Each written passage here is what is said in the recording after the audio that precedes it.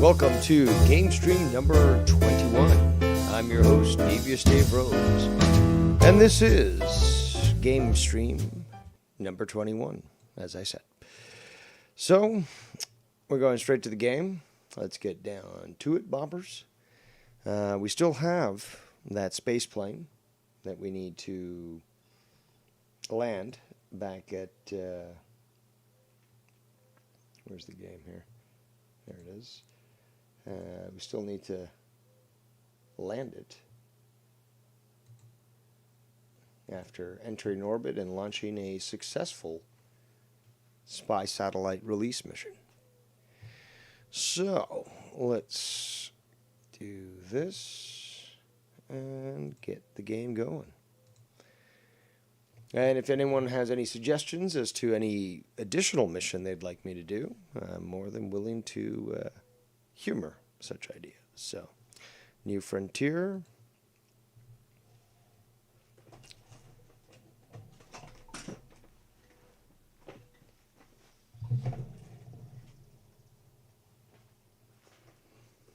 All right. So we're going to go to a tracking station, and there's our X330 XK37. So what we're going to want to do is we're going to reduce our oops, try that again. So there's our probe, and if we take a look at where we are, that's where we're going to want to land. But we're going to want to wait until we have some sunlight to illuminate our landing place. So we're going to just have to wait till the rotation completes, and we can finally get our Kerbal Space Center into just full sunlight. I think maybe might take 2 orbits, but yeah, we'll be able to get it in full sunlight, which is what we want. Also, this thing is fully loaded with fuel here, so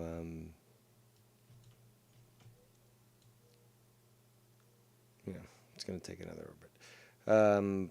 But yeah, we don't necessarily want that, just for the fact that you're going to be landing with a heavy load, and that's never... You want to try to expend as much as possible. And, well, we'll see how this works out. But, yeah, now it's coming into sunlight here. I think we're going to have to wait for another orbit. Yeah.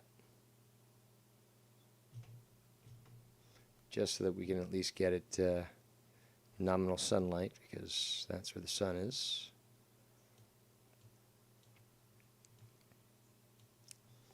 So I'm making some ribs tonight. Homemade fries, a nice garden salad, and I don't know, maybe something else with that. Alright, so now what we're going to do is we need to go into, well, first of all, we need to close this, close that, put ourselves into a retrograde orbit so that we can essentially reduce our orbit so that we fly over this area here, and hopefully we'll be able to land at that site. Okay, so right now this orbital line here, oops,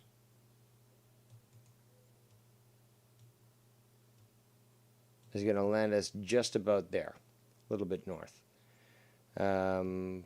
We should be able to compensate, but because of the atmosphere, it's going to decrease that. So we're going to want to go back into prograde. and orient ourselves properly. We might even be able to get to the moon if we wanted to, but there we go. And we're going to try to increase this here a little bit further. That's all we'll do. We'll see whether or not this design and this amount of fuel that we're currently carrying will actually help us. But let's put stability assist here. And hopefully, as we progress, we're now at 273 kilometers above the surface, above, I should say, sea level, because these mountains are obviously a lot higher. We're going to see whether or not we can land. So there's our probe there.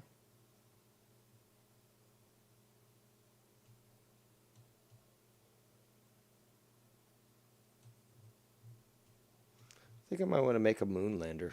I always like going to the moon. Just a fun environment. It's a challenge to get to. It's actually easier to get to the second moon of Kerbal, this planet, than it is to get to the Mun, which is the moon equivalent. So this planet has 2 moons as opposed to ours. But yeah, we'll see whether or not we can actually succeed in landing this space plane. Still at there we go, nice and level.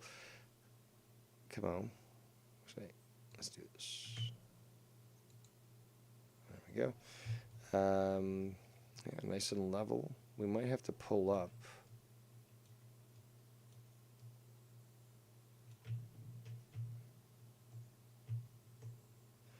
The reason why it's showing that is because I guess the cockpit or the avionics was put on upside down, I guess. So this blue stuff should be above because that's the sky. The brown is the ground. That's how you remember. And yeah, well, I guess we'll see what happens, won't we?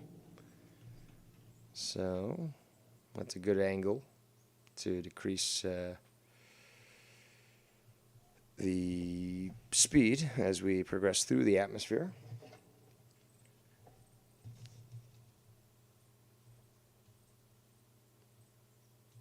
But again, for an experimental vessel, I think it's doing quite well.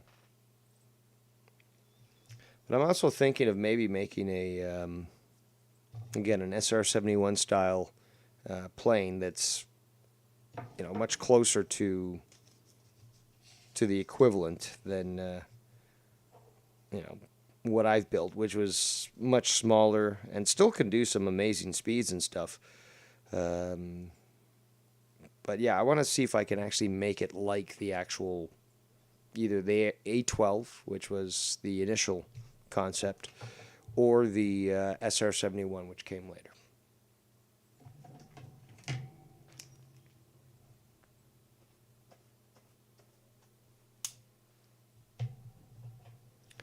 So we're now at 760 kilometers above the surface. Our angle looks good, but I think we're going to have to, yeah, we are drifting a little bit.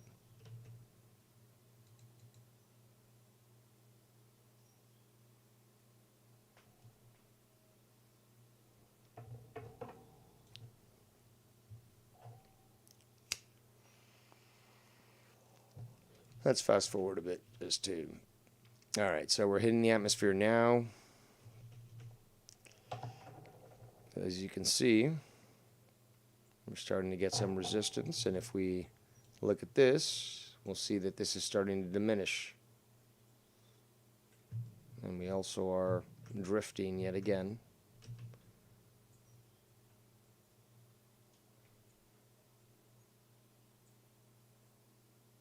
See if I go to paragraph. No, I don't want to do that.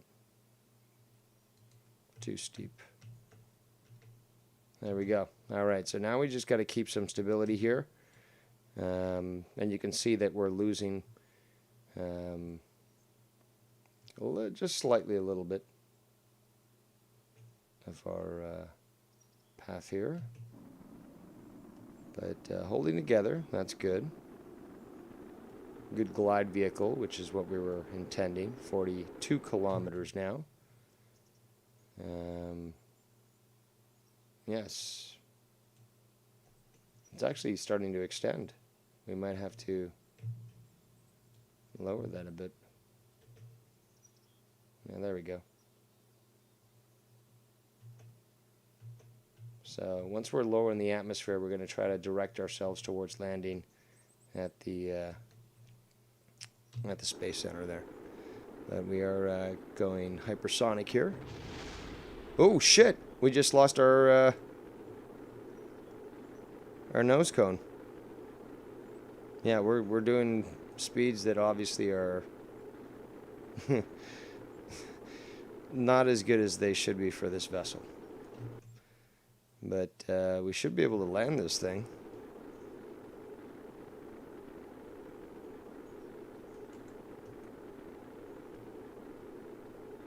Yeah, so what we saw is the disintegration of the nose cone there.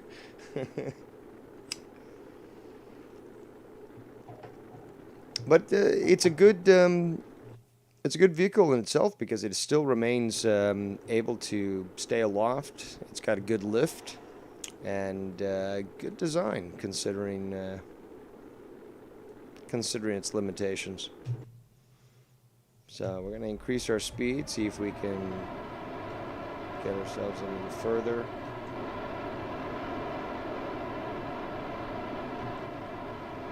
There we go.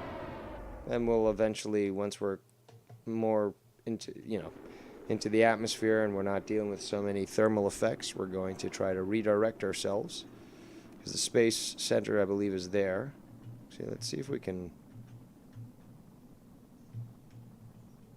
By doing this is what the astronauts did when using the shuttle, is that they would maneuver it in a way where they would just bleed off the speed. That's what it's called, bleed off the speed.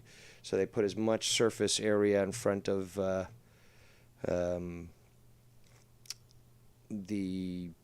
we go, there's our spot there. But they put as much surface area in front of the resistance to slow down the craft as much as possible. So we are headed on our way here. That's beautiful, looking good. Our trajectory does look like it's going to take us a little bit before there. So we're going to try to... There we go. Just increase our...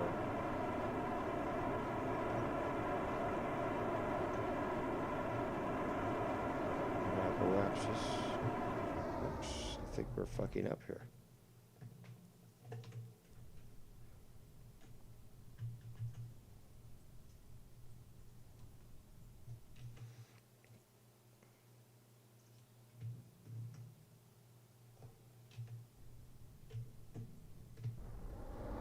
Because I fucked up the orientation of this unit here. It thinks it's upside down. Got to, again, raise the apoapsis and try to get our direction nominal again. As long as, and well, it's not a bad thing to have all this fuel corrected for my fuck up. But this will allow us, again, there we go. And all I got to do now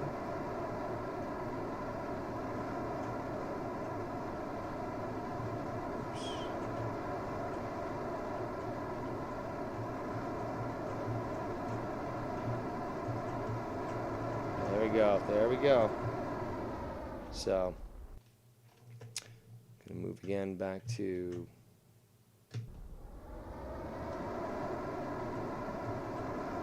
low grade here.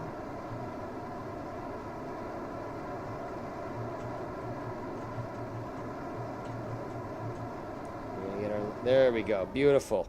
Our landing is right where we need it to be. Oops. Now it's starting to degrade because I guess the atmosphere here. Well,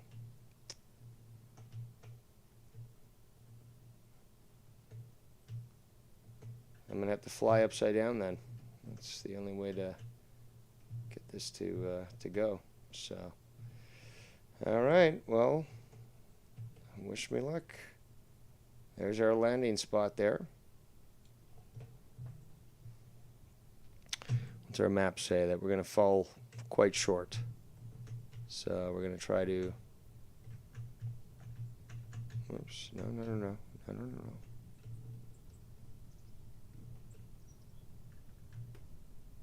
Oh, shit, now we're caught in a spin.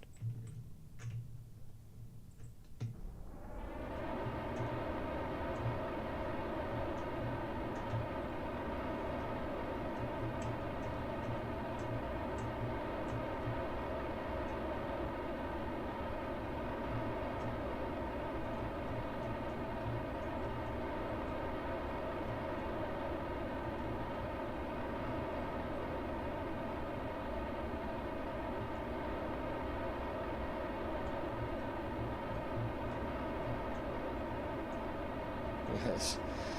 Well, definitely a challenge to fly this thing when its controls are literally upside down, but I mean the concept looked fairly possible. No.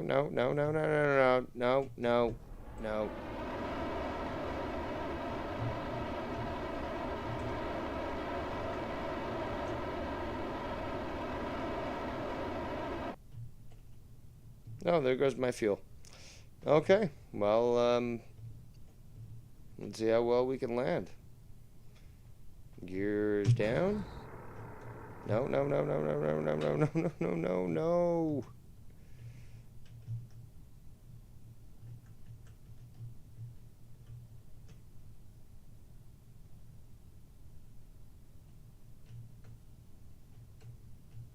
Well, if we can land this in one piece, certainly is a success, I guess. That leg is definitely off. Should have built this in the what's it called? The aerospace hangar.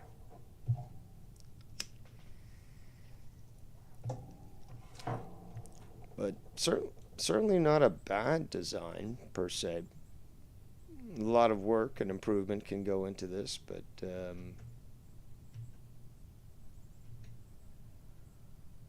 definitely not incapable. Let's see what happens on the landing, but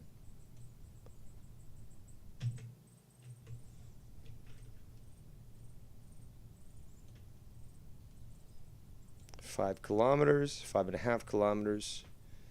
Nose cone missing. 26.9 kilometers from the landing site. I don't know why it just decided to do that. It seems to be losing control. That should not be possible. So let's see if maybe we can rectify this. No. Come on.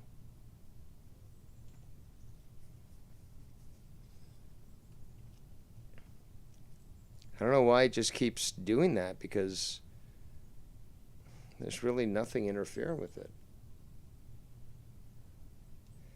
We're about 4 kilometers from sea level, but we're probably much closer to the ground, as we can see our shadow there. Trying to steady ourselves. We're going to have to be pulling up in a short moment.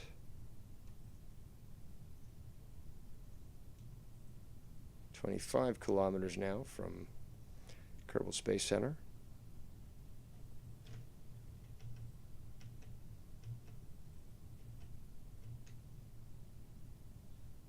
So we're looking at about 50 so meters per second. That's decreasing, but we don't want to increase it too much or the plane will stall. but we've got nice level stability, and the vehicle itself continues to move unpropelled. Although we've got, god damn it, now we've got more interference here. Not too sure what's causing this, but I'm gonna see if I can try to stabilize this.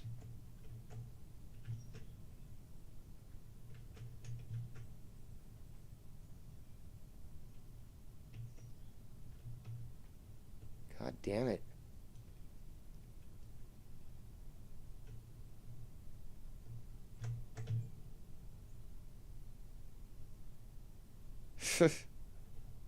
See if maybe we can move ourselves around. Oh. We got a little fuel there. Come on. Not gonna happen. We're done for. We're done by. Oh, oh. Nope, nope. No, we're still. Oh. Will it work? Will it work? No, no, no. No.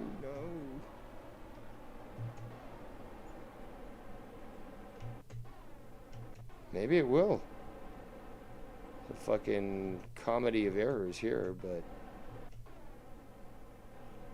that last minute use of the RCS seems to have saved our ass. Oh, shout out to Butterfly in the chat. Thank you very much. Just playing this game, Kerbal Space Program. Talks about space and stuff. You can make space planes. Oh, no.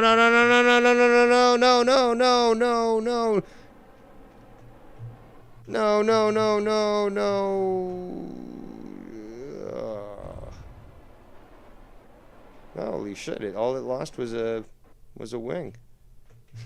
Okay, not too bad.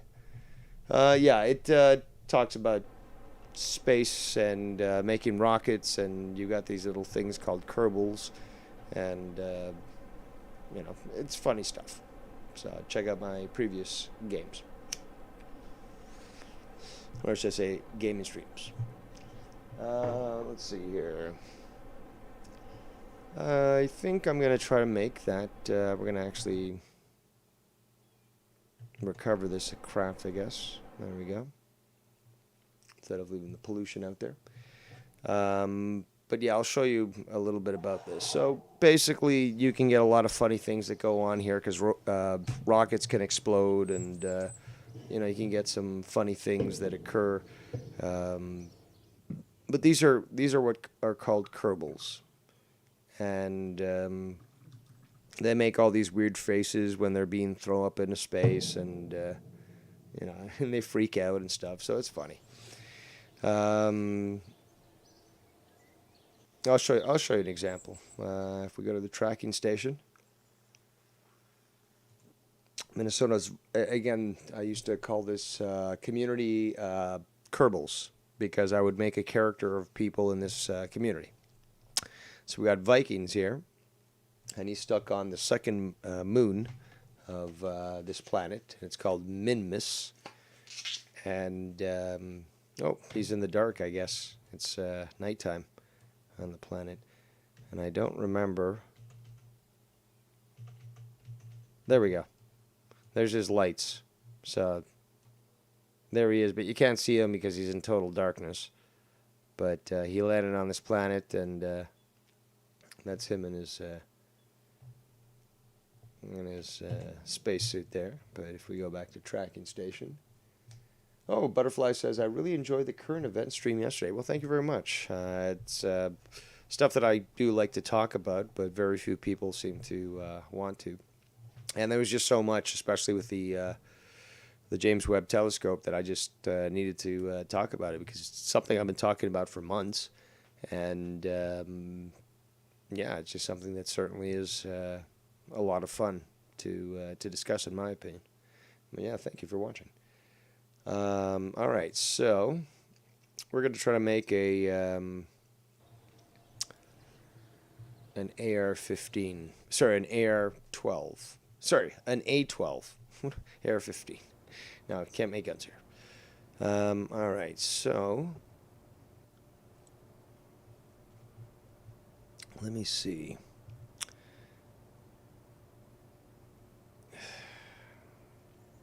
Problem is that you can't really... It's not really the same, though. It's not really the same from... Because I'll show you. Okay, so here's what I'll do. I'll show you my screen, so I can show you what I'm trying to design here. Because I want to make a plane that, is extremely fast.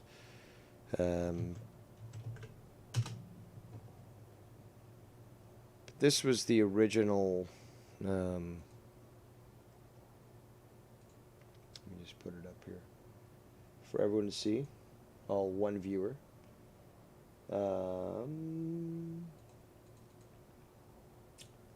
This is the original Blackhawk, or sorry, Blackbird, but it wasn't even called Blackbird. A stood for Archangel. So it was developed, in the late 50s. The first flight was 62. It was introduced publicly in 60. Well, not publicly, but it was introduced in 67. It used a lot of covert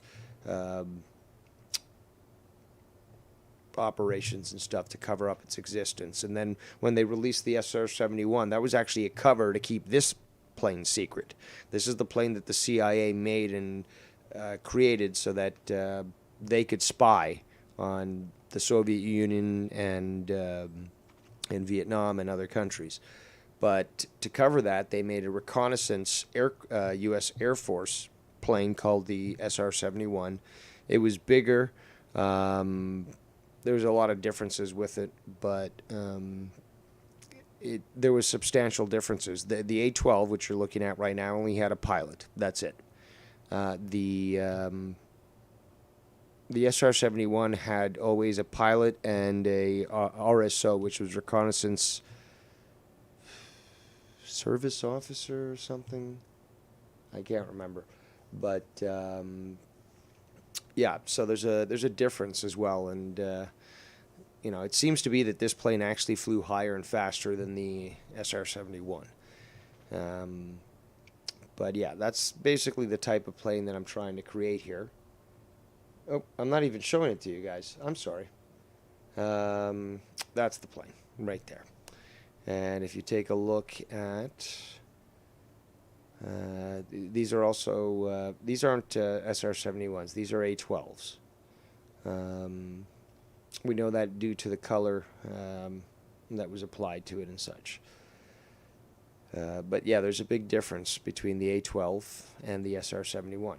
See, you look at that. There's a second, that's the RSO.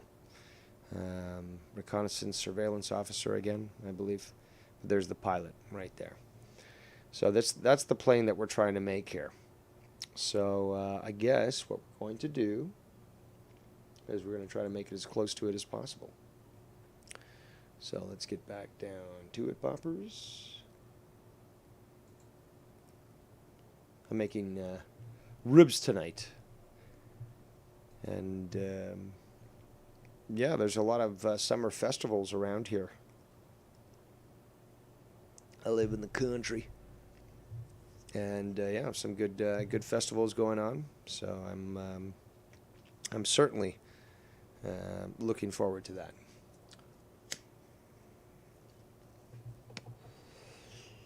So let's call this. We're gonna have to name our vessel here. I don't know, Butterfly. You want me to name it after you, the Butterfly? Because this is, again, this is a very quick vehicle. Butterfly is more like Flutter. So, but I was thinking sort of like, I don't know, the Black Crow, or maybe the White Crow. That's not too bad. The White Crow. You can't. Well, if you get a add-on for the game, you can change the color of your craft, but most of the craft is metallic looking and gray, so can't really do much there. But yeah, you know what? I'll call it. Okay, so we'll call it the Butterfly. No, Butfur. No, Butterfly, right? All one word, just because it's easier.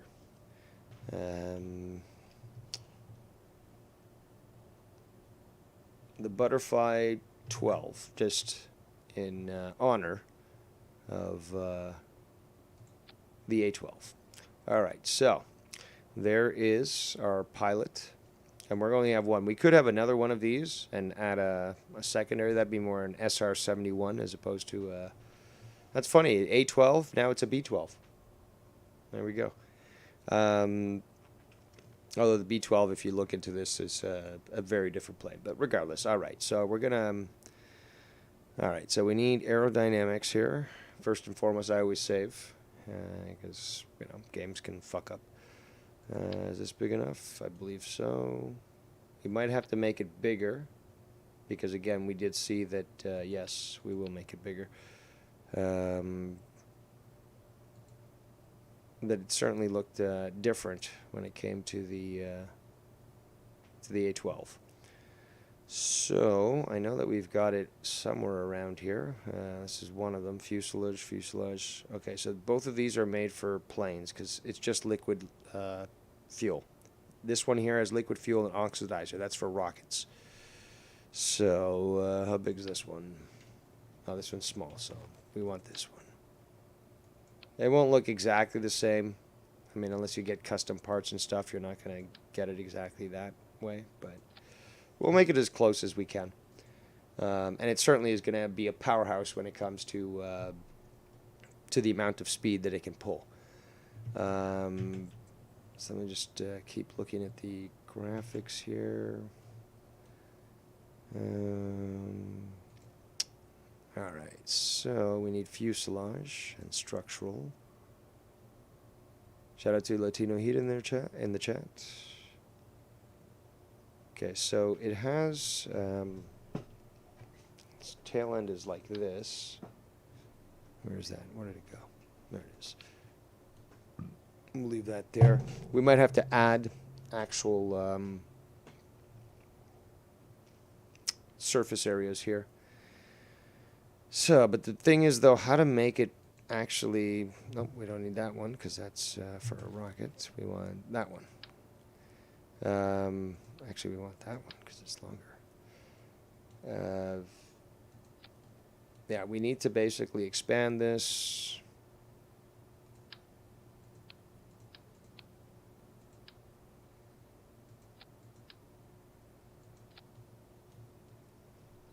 Yeah, so lifting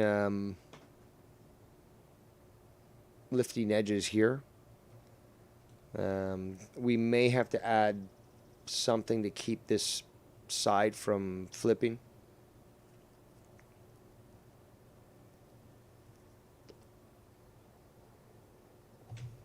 Just got done clearing your fish tank.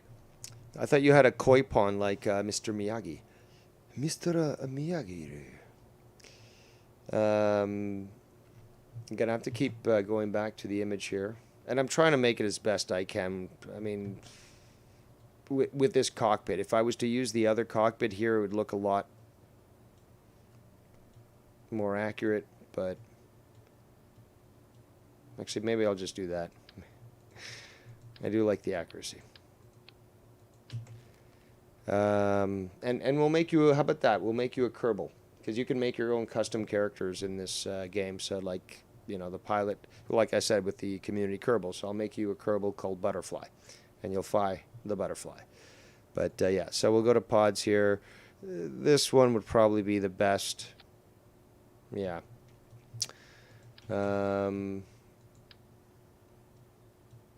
Connect that, disconnect that, delete that, move that.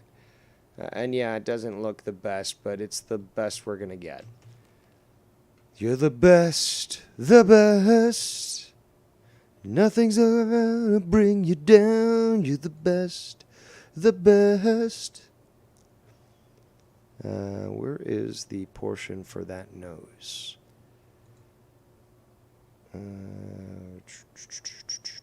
There we go.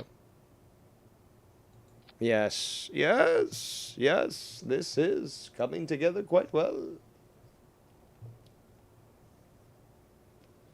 You know, I've never watched The Dictator, Latino Heat. Looks funny. I'd like to. I know a lot of people would have expected I did because I was compared to that guy, and I do find it quite comical. But yes, I should be certainly checking out that movie. So we need to get our aerodynamics, get our nose cone here. I think it's this one. Oh, too big. Way too big. I think it's this one. Hold on. Does it have? Yes, the nose goes down. So, nope.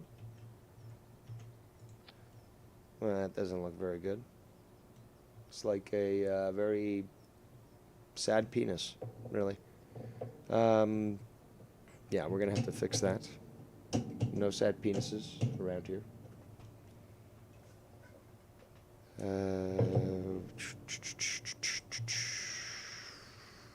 I guess this.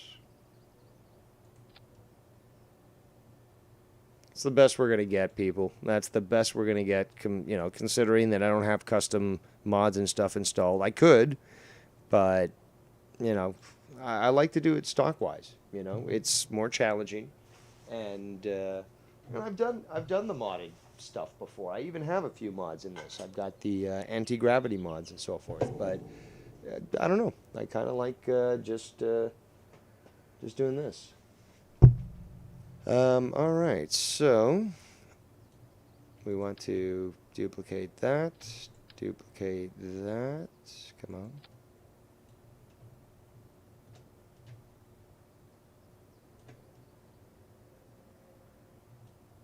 And I just want to look at the image again. Yeah, it's probably going to need another one. We're going to try to make it as at least as accurate as possible when it comes to proportion.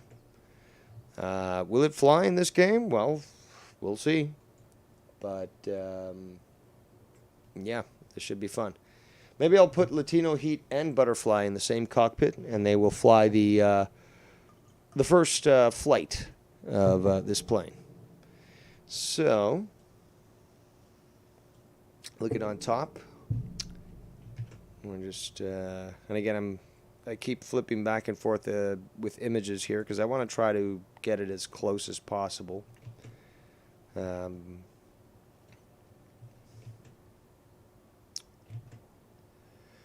So we need to end the tail. Where is it?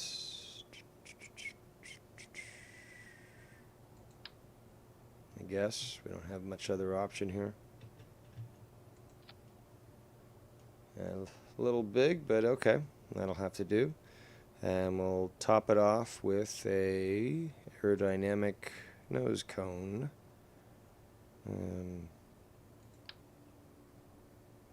Too big.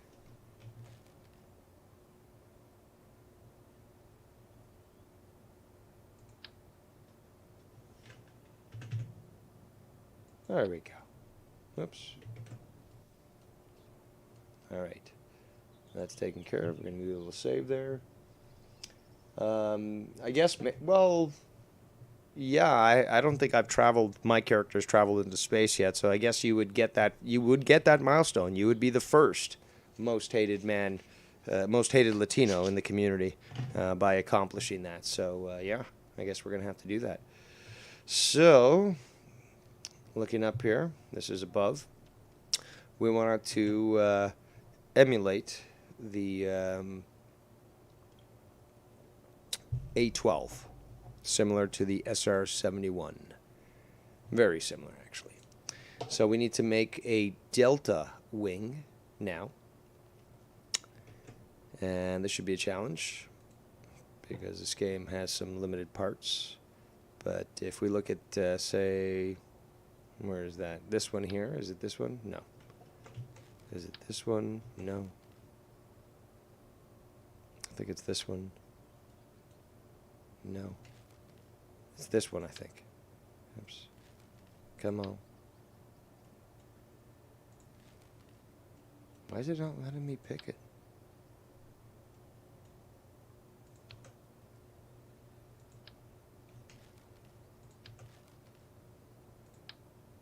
There we go. So this one's big.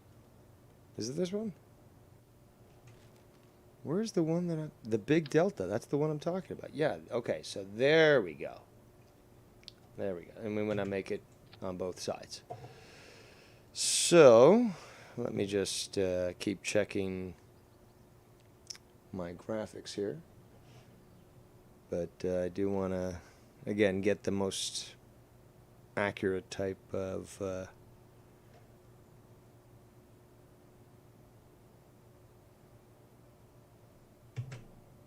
vehicle here. Actually, no, we can't use that. We need to actually add the flat ones. Where are they? These ones. These two. Yeah, these ones. So, all right, so there we go.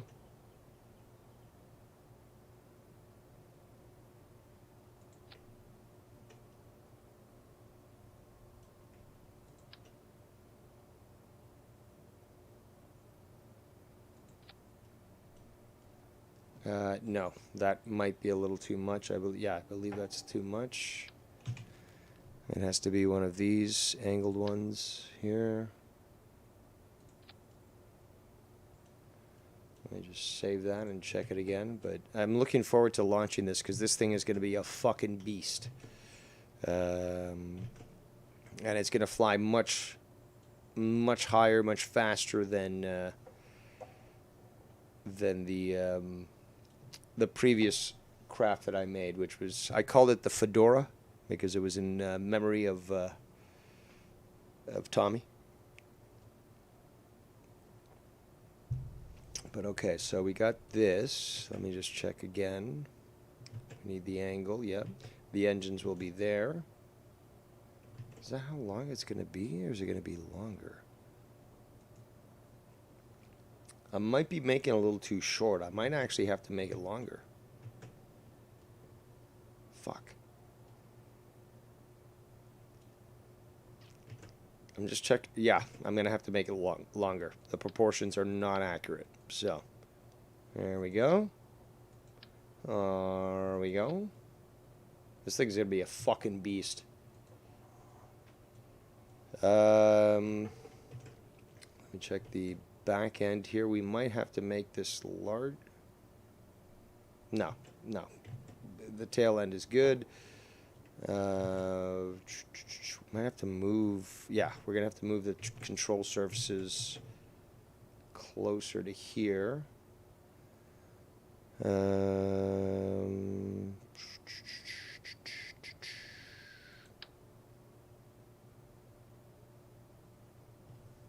not what I want. Well, I can't wait for this. Come on. Can't wait to get this going for you guys. And for me. But, let's see here. Oh, we have the lovely Ms. Cora in the chat.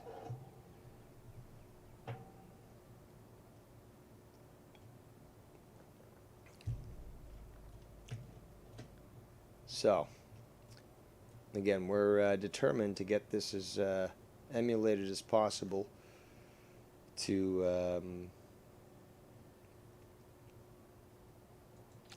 the A12, the precursor to the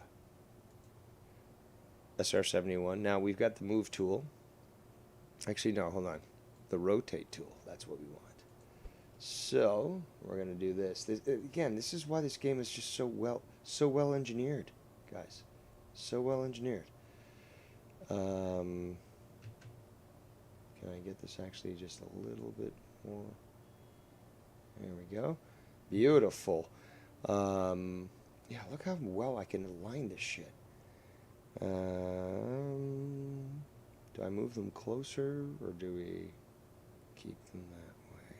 We'll keep them that way. But I'll switch back to the place. There we go. Just looking grand. Just grand. All right, so now what we need to do is we need to, actually, you know what? I think we're going to have to take one of these and put it across this. Yes, that's what we're going to do. So, I believe it's this one. All right, so go like that. You'll understand what I'm talking about in a moment here. Shout out to the 5 viewers that we have. This needs to move. All right, so it's big, yes. Might cause problems, but we need to move it so that we can create the appropriate alignment. So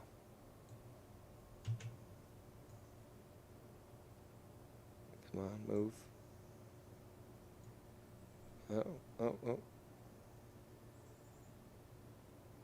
Perfect. Now we get the move and move, and we move it in this way. Beautiful. Oh, we got it great. Got to save that. All right. And yes, this game is just one of those games that requires patience and time. I personally love it. It's great to engineer this stuff. It's a lot of fun. I can point you in the direction of the game if you want to play it. I can also get you a version for free. That's a previous version, so you won't have to pay anything. It's the version I'm playing. But, and there's some bugs in it and all that. The final version, 2.0, this is 1.8, but 2.0 was the official release.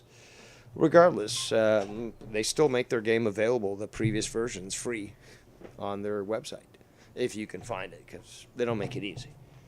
But excellent.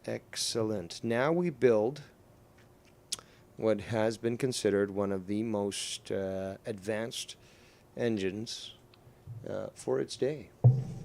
So we're going to build our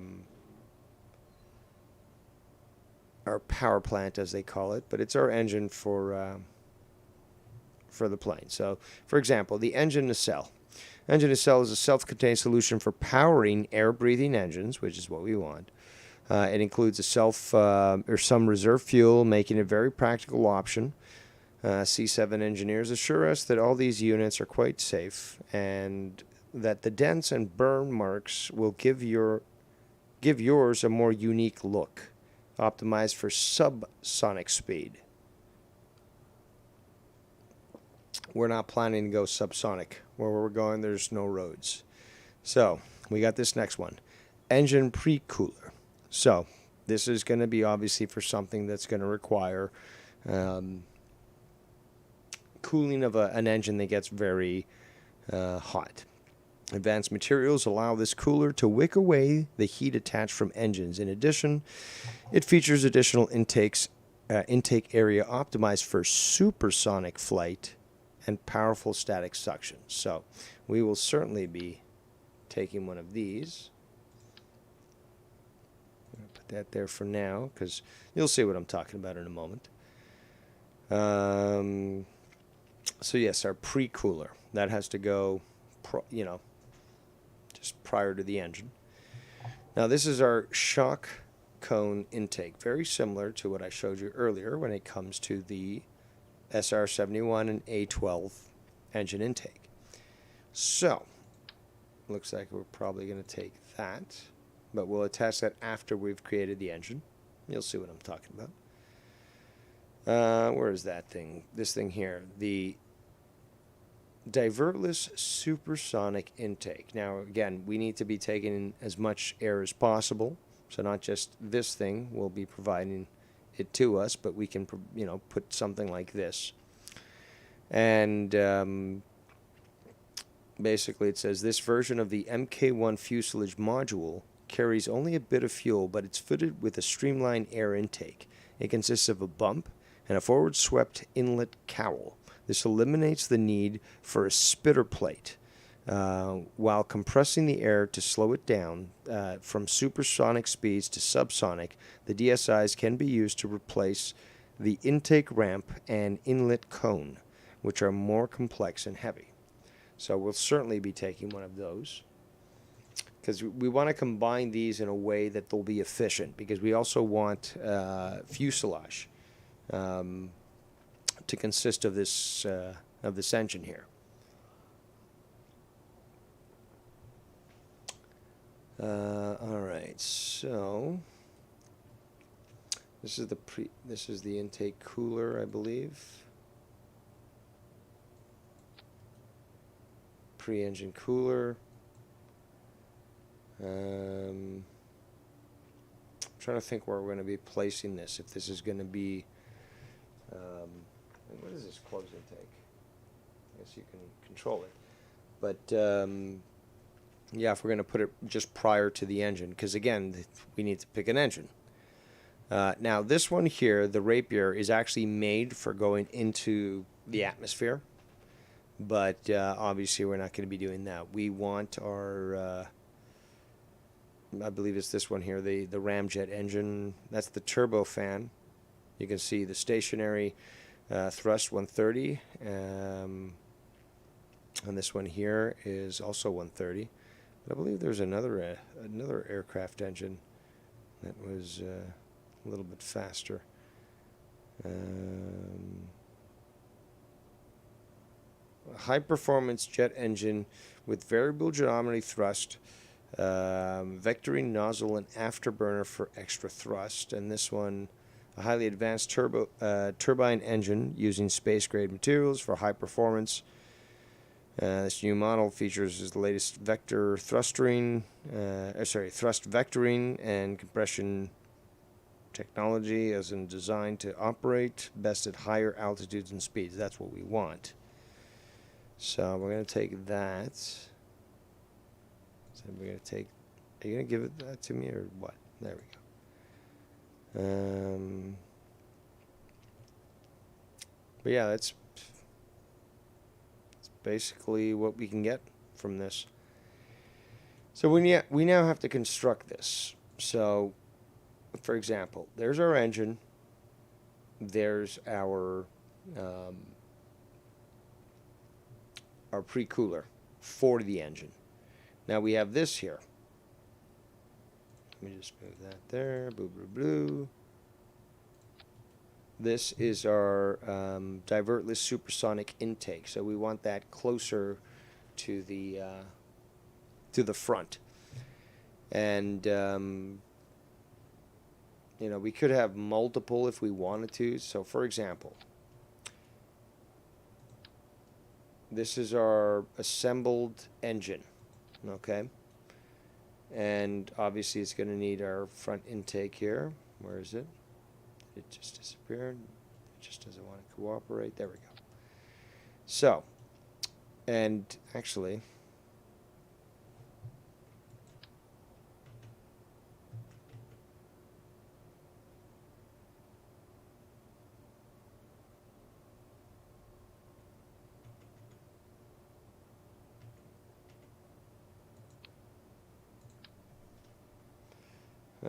no. Yeah, what I was trying to do is rotate these so that the inlets were on the bottom. But let's just save this here so I don't fuck it up. But yeah, that's what we're going to want to do. It is looking a lot closer to, but we need these engines right here to reach up to here. Now we could add more fuel. And again, if you want to be accurate, most of these things flew sort of empty. Then they got into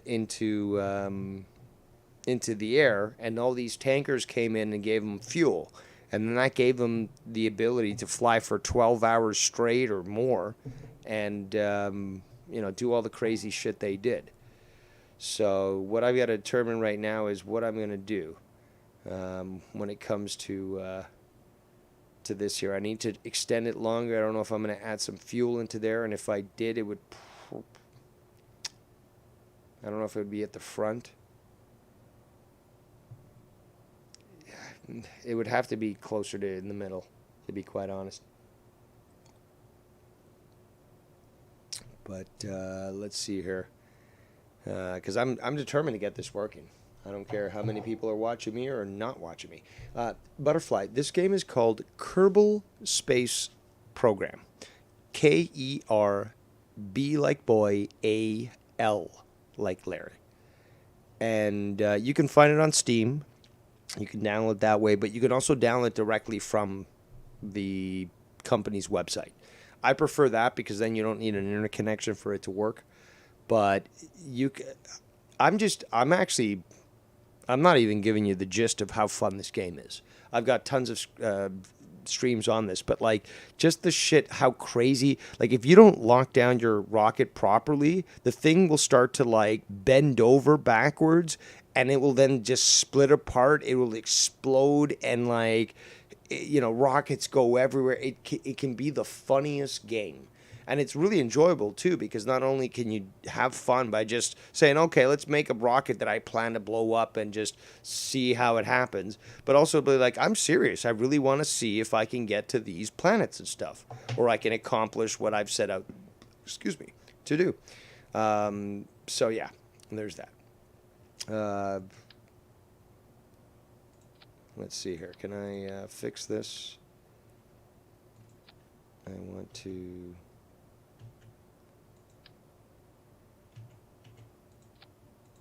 Will this work?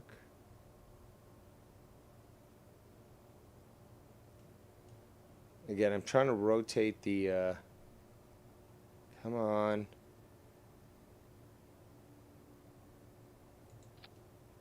The intakes. And the intakes... No, see, I don't want that. And they're not supposed to be there either. They're supposed to be hanging...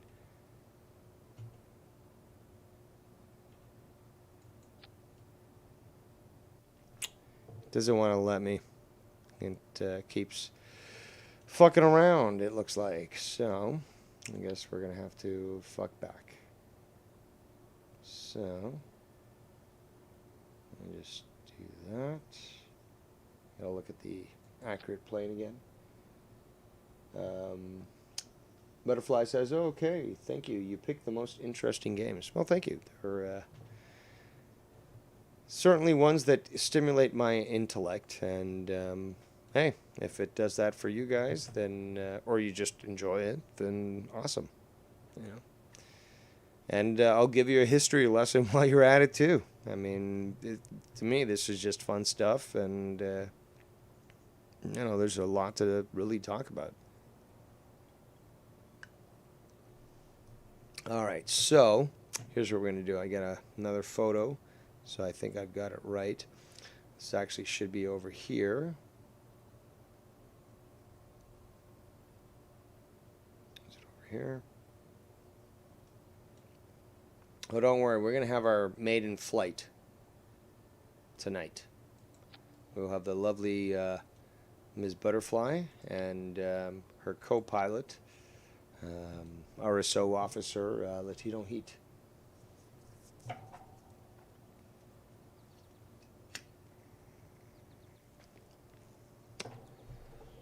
Actually, it's still not doing what I want. So, here's what we're going to have to do.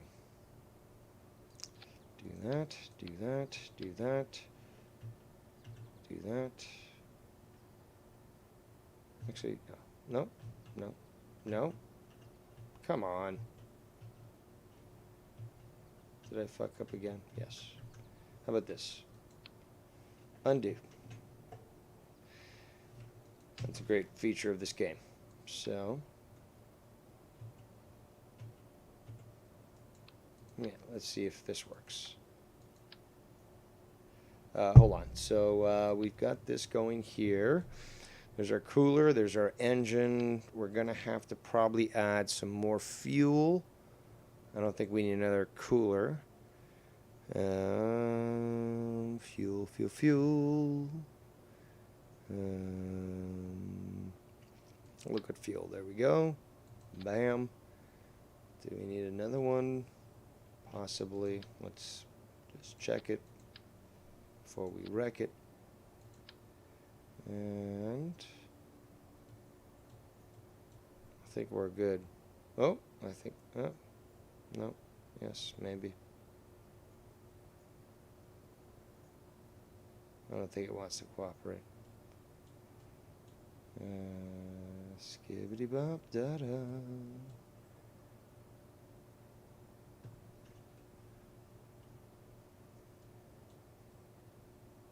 Hilarious. Doesn't want to fucking cooperate.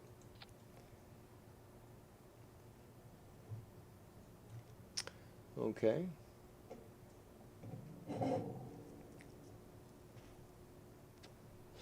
We certainly do have the, now we have the length appropriate for this. There we go. So, yeah, that's good. That's good. This is as accurate as we can get it from what we have installed.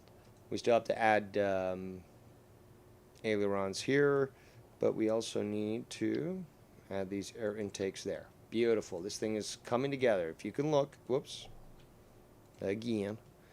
If you can look, this thing is coming together. If it'll cooperate. Much closer to what the SR-71 looks like, or the A-12, than, well, than I've done in the past. So, that being said, what would happen if I do this? Well, that's certainly not the plane that we want, although very, very cool looking. Looks like a starfighter, but actually, let me look back at the, no, the wings are smaller. So, we're going to have to pick something smaller than that. Aerodynamics. I think it's these ones. Yes. Yes, yes. Why is it not fucking... Oh, it's because it's not... There we go. That's why you're being a bitch. Because the one's locked in down here. Top will snap. And it's still not fucking... Good job. Good job. Alright, so...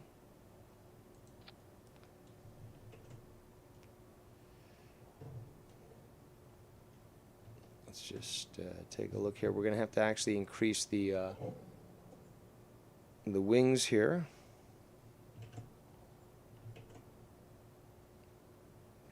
They're still not... Nah.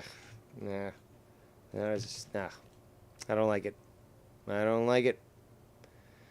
I want it accurate as best as I can do it. And we're going to fly this. Don't get it twisted. We will fly this.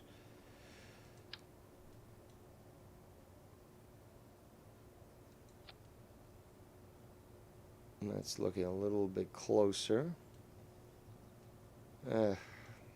Problem is that you can clip shit in this game and it just makes it too easy.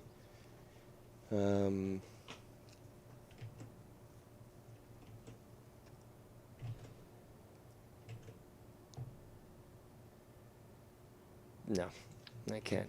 That won't stand. Guess we're gonna go with the big one and have to move it. It's the only way. Nope, that's not the big one. There's the big one. There's the big one.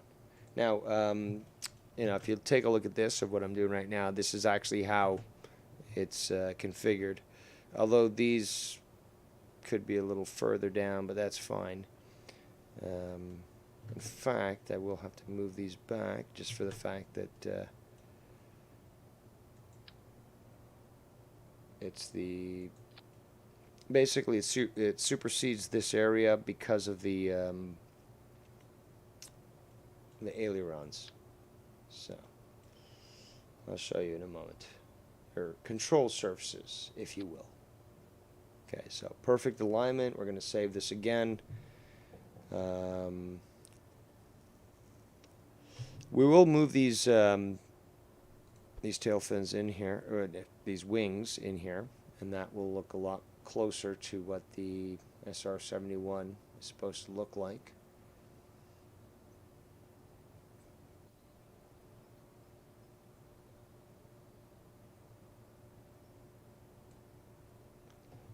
Just trying to get it to the right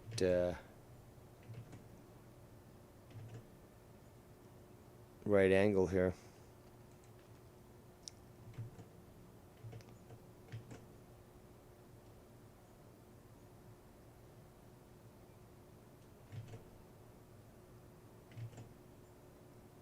It's not exactly accurate, but I am trying to make it as accurate as possible. And it certainly is a challenge to try to at least do that. I think we're going to have to move this in closer.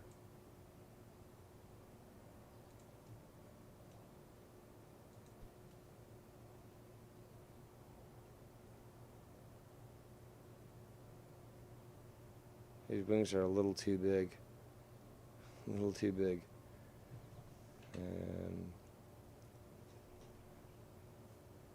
Yeah, but the problem is that some of these wings are just too small.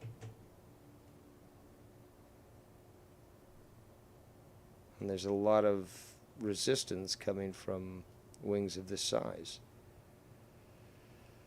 I'm going to have to delete them. I'm trying to do the best I can.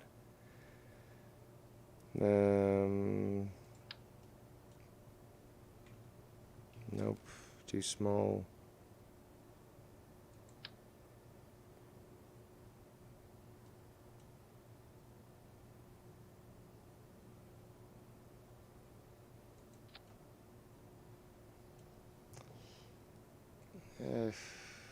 Yeah, we can do this. We can work with this.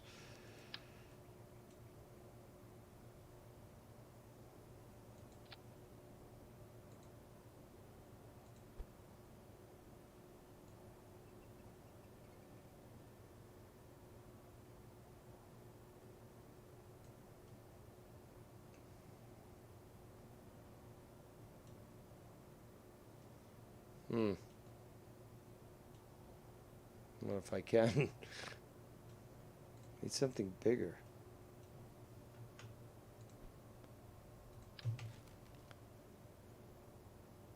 I need bigger wings. We shouldn't need wings at the front. The stability should be appropriate, but we could add what are called canards. One of these ones is a canard. Well, one of them basically allows you to control. There we go, canard. It allows you to control the lift of the front of the plane, and we may have to use it because the speed that we're going to be invoking will require it. So we'll put those there, save it there. You know what? I think what we're going to have to do is we're going to have to. God damn it. Where's our aeros? Nope. Aerodynamics. We're just going to use one of these flat surfaces here.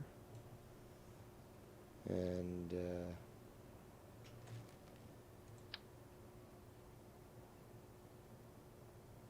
create what's necessary to... oops, no. I'll put it there. Put that there. Come on.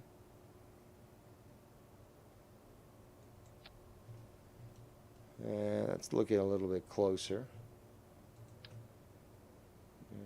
Put that there. Whoops. Well, not exactly like the SR-71. It's actually a mix between the A12 SR-71 and the XB-70. But yeah, this sort of wing layout actually would probably be quite good. This would be a good interceptor. I don't know if I should move these in here though, because yes, it'll give you a lot of lift, but it gives you a lot of drag too. The problem is with having so much surface of a plane is that it's going to slow you down, and you need more power to keep yourself up to speed. So if I was to minimize this, it might potentially make it a little bit faster and less air resistant. But I do love that, 1950 style, look. But I think we're going to move them in. So, movement. Nope, wrong one. There we go. So, move it in this way. Click here. Nope.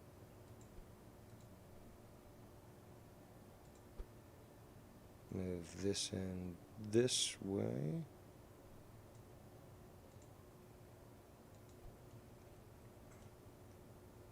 That looks a little bit better.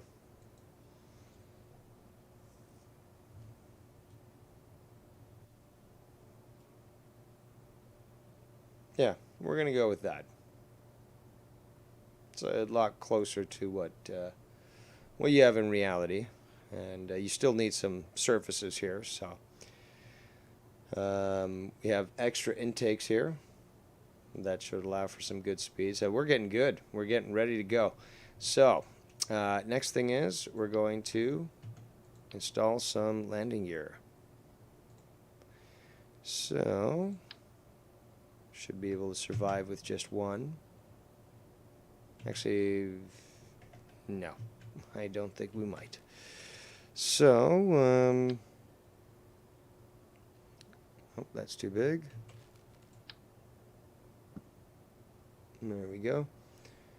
So I'll place these here, put them on both sides.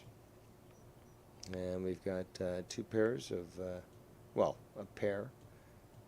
Well, actually 2 pairs, because it's pairs, of landing wheels there.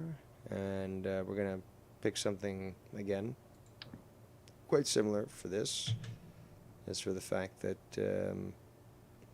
we need some good strong landing when this plane comes down. And we'll probably put it there. There we go. So, whoops, that's actually on the side.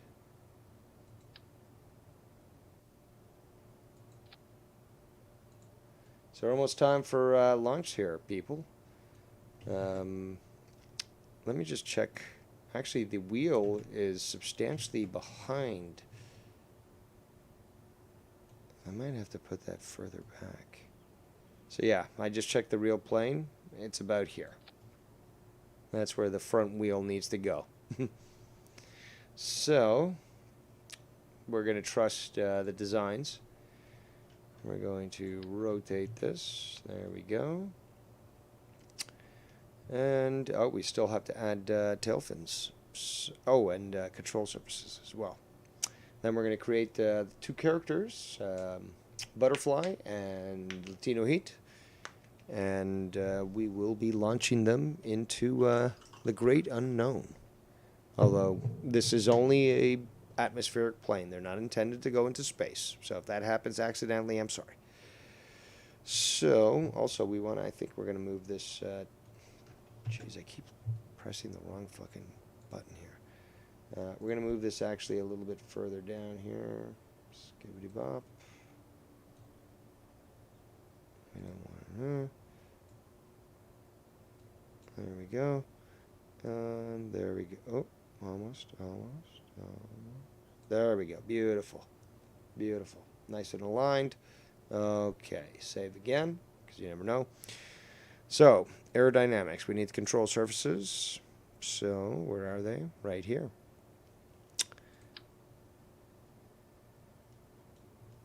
And we're going to have to double these up as well.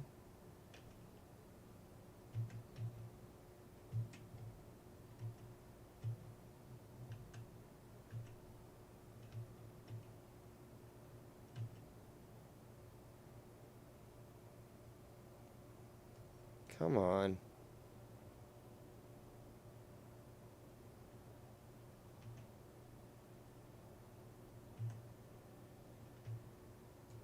There we go. Okay, so we got those control surfaces there. Butterfly says, "I am a girl. Do make me pretty." It's, I can choose your gender and stuff, but I can't. They all look very, very similar. The girls just have long hair, but you'll see. You'll see. All right, so another control surface right there. Perfect. I think it's where we're going to do it.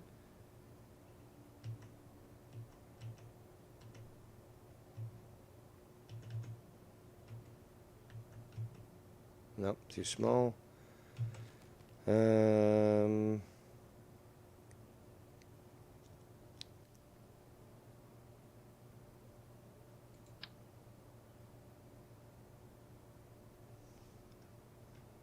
that's too big.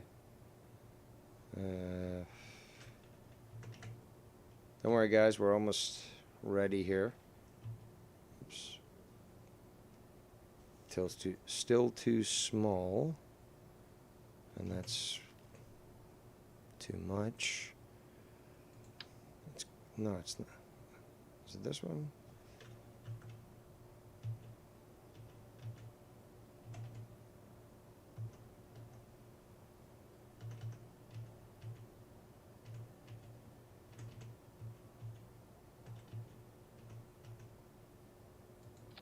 It looks a fair bit like the SR-71.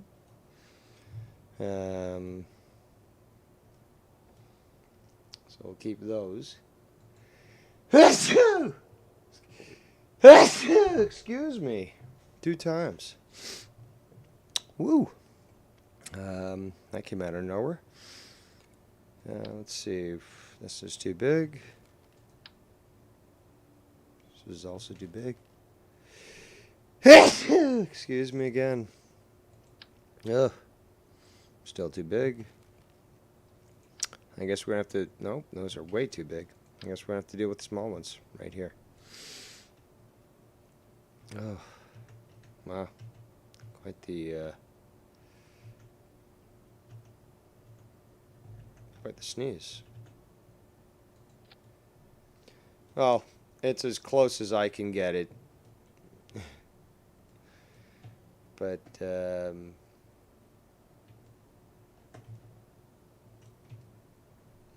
we go. Alright, so I'm going to save this. We still have to make the trees. The tails. The fuck you talking about, Dave?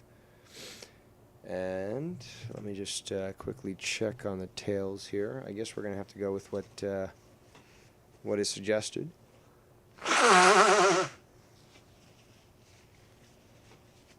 Excuse me. But, yeah, these are the ones that do seem to look like the tails. A little small, though. I'm not too sure about the control surfaces, but they will keep some stability there. Do we have anything else?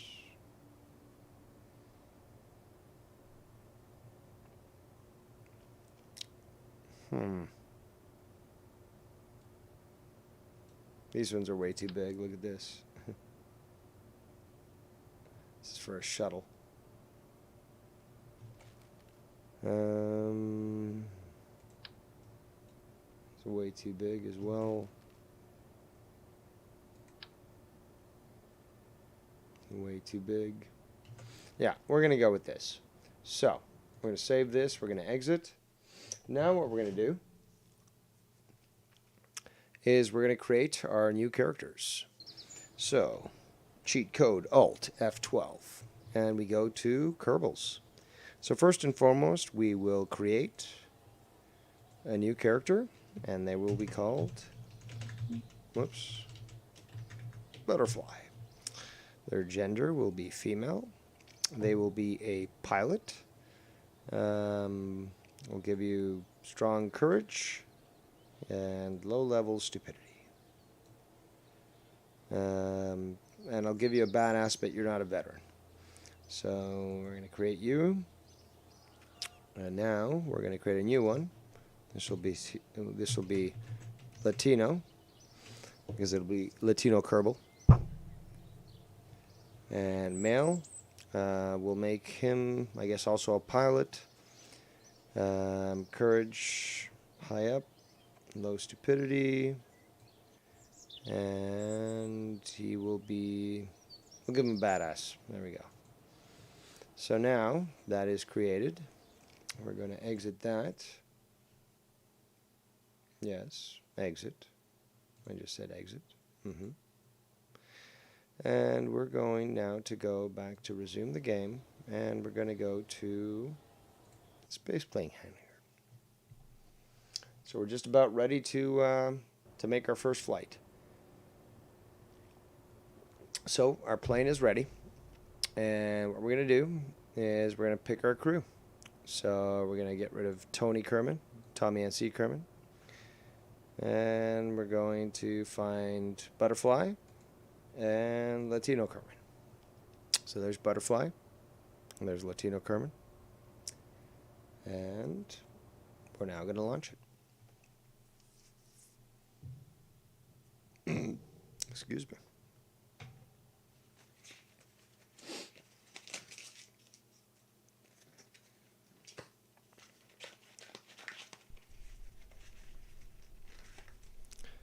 All right, well, good luck, ladies and gentlemen. Okay, so there you are, Butterfly. And there's Latino Heat. So if we go to View, Internal View, we can see what you're looking at right now. Oops, View. Yeah, so is it EVA? No. EVA would get you outside. But yeah, so basically, actually it is sort of set up like the SR-71 because, yeah, this is actually behind them. Yeah. So, yeah. And it's rolling, so I'm going to activate the brakes, but it's not activating the brakes. I don't know why. Where's the brakes? There we go. All right, so yeah, it actually is, and you can see Latino Heat behind Butterfly there.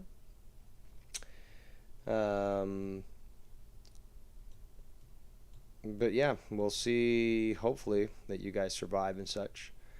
And yeah, here we go. So, activate engines, increase thrust, and release brakes. Activate the SAS, which is our computer navigation system. And we're rocking and rolling here. Hopefully we'll live to survive.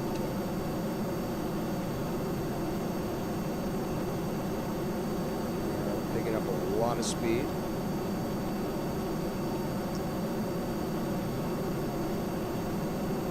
We're pulling up here, and hopefully we'll be able to build up enough speed to... Oh, we lost a piece of our wing. Actually, we're going to have to restart that. We're going to revert flight to space plane hangar. And what we're going to do is, this was required for some of the SR-71s and derivatives, is to create control surfaces underneath so that they don't get off course like this.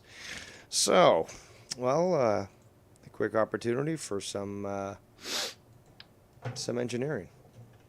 So what we're going to do,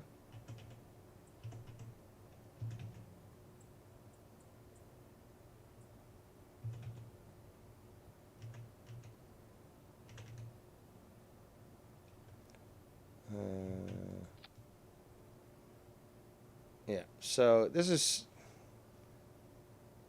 very similar to what they had, these control surfaces down here. They were smaller, but this is just going to be a quick way of hopefully resolving this. Yeah, they needed stability with some of their higher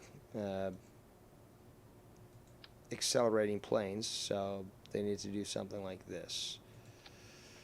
Hopefully this will keep us stable and we won't die. So let's try it again.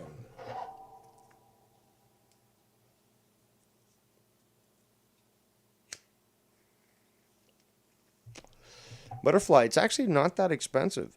You can actually go to a small little airfield, and for not too much money, you can actually get training courses and You know, they'll teach you how to fly a plane. More importantly, even though you might not have a license, they'll teach you how to fly it. So that's cool. So increasing thrust, engage engines. Hopefully these rear stabilizers. They actually had an additional one down here, so they had to adjust the way that they designed this plane. Hopefully this will keep us stabilized, but it certainly doesn't look. Oh, no, no, no, no, no, no, no, no, no, no, no, no. You're not a skateboard. Well, at least we're in one piece. Let's see if we can maybe salvage this flight.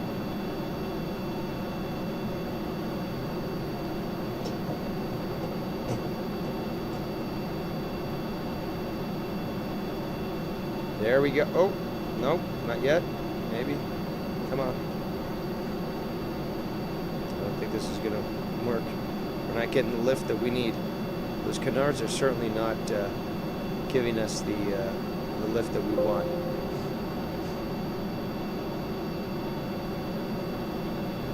We're probably just going to crash into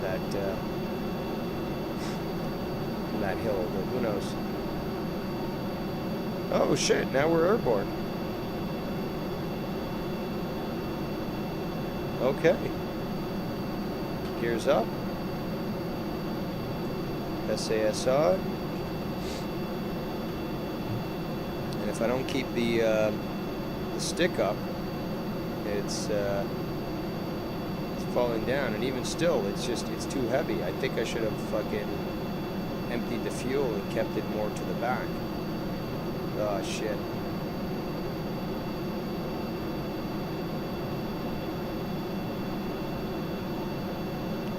Yeah, this isn't gonna end well.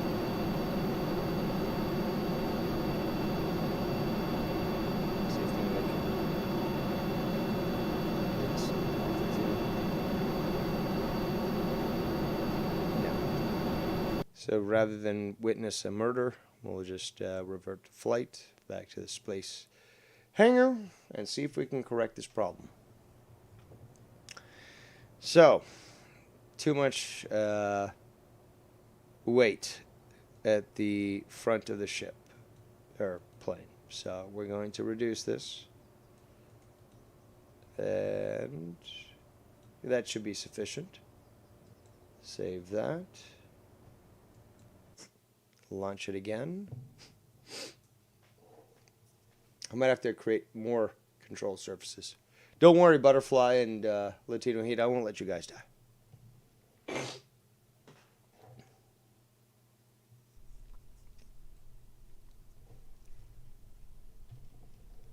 All right, so full thrust, engage, SAS on, and hopefully with this lack of weight now, we'll stay stable, and we'll be able to actually be able to fly this fucker. Come on, you can do it.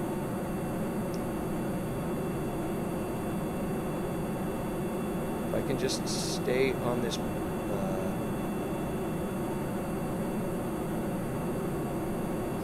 how stable it is. If I can just do this. Come on, come on. Gear up. Keep pointing up.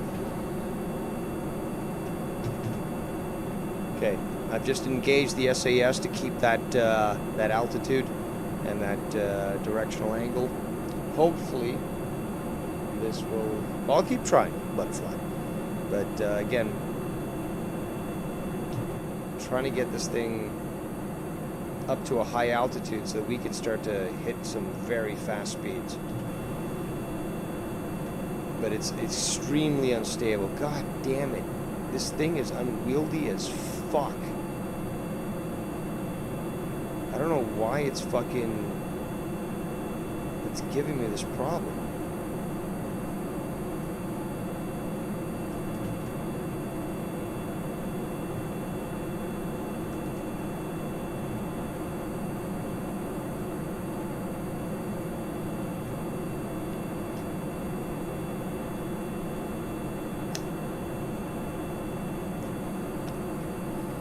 This thing is fucking unwieldy.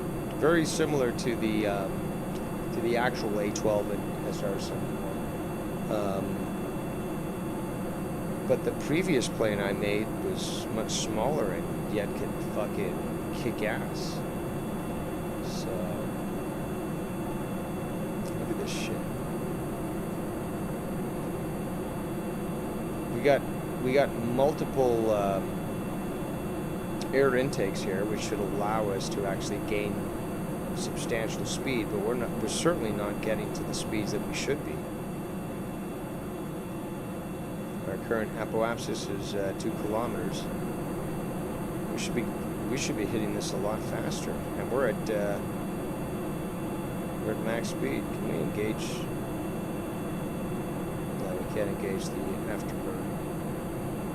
There's supposed to be one. What is this crap?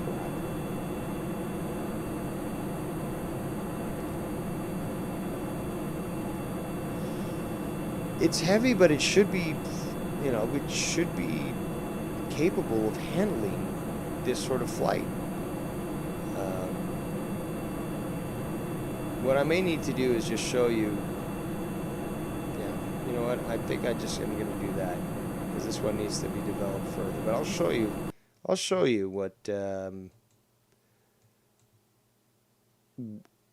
what speed you can attain with planes that I've made. So we're going to open Fedora. Where's the Fedora? In memory of Tommy. The Fedora 101. Actually, I believe this one was actually upgraded. Fedora 102 CV. No, that was the carrier vehicle. No, we don't want that one because it was made to launch a drone. So we'll go with this one. There we go. See, this actually looks a lot closer, obviously, to the A12, but it's really limited, you know. But it's holy shit, the speed you can attain with this one. So we're going to show you this right now. So we're going to call this the BF-12, okay? In memory of you. Not in memory, sorry, you're not dead. But in recognition of you, butterfly. So we'll save that. And we shall populate it with our pilots. No, not Tommy and not Tony. We're going to get Butterfly as our primary pilot, and co-pilot will be Latino Heat. So now, ladies and gentlemen, we're going to show you exactly the engineering that Dave Rose truly is capable of. This fucking thing is just amazing. My engineering skills are incredible, and more importantly, this thing certainly can push the fucking limits. That's why I made an alternate version, which was specifically for launching a carrier vehicle into orbit and launching a satellite, because it can be that fast. And yeah, I could be improved, but you know what? She's a beauty in my eyes. So we've got Butterfly Kerman. She's the pilot looking over. Oh, there's Latino Heat Kerbal, all prepared and ready to go. That's right. She's giving him the high five. And then we go to, Latino Heat. He's all ready to go, looking at his instruments. And there's Butterfly. So, let's try that again. Why is this not doing what it wants? Okay, so our brakes are not on, but whatever. Let's jack up those engines to 100%, hit the ignition, and where we're going, we don't need no roads. So watch this shit fucking go. And we'll be able to make it over the planet within under 10 minutes, I think.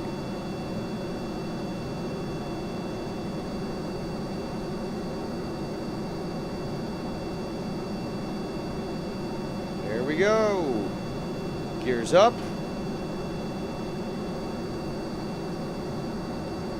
And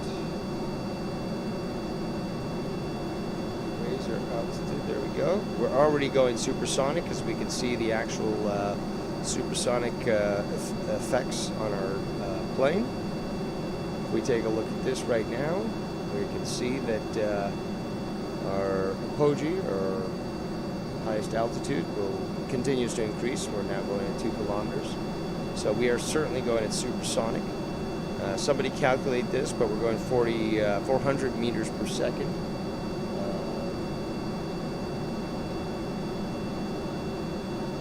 Well, yeah, it's because this is a minimalist design butterfly.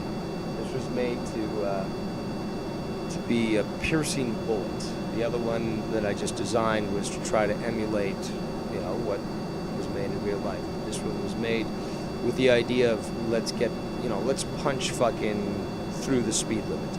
So this thing is getting already 600 and almost 700 meters per second. We're going hypersonic now. Now look, we're going through a thick portion of the atmosphere. What we got to remember is that these engines will not work very well. Look at the engine.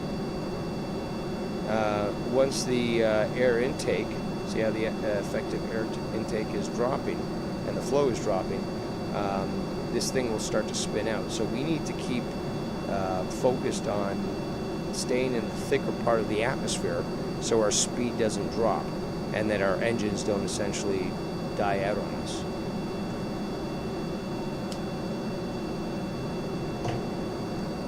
And here's another thing, is that this is something that's been used as well, is that these planes will build up a lot of speed, get into the upper atmosphere, dive down again, so that as they dive down into the atmosphere, you see that they start to build up speed again, and because their engines are supposed to work through the atmosphere. The thicker it is, the better it is, so they can process a lot more of oxygen to utilize it.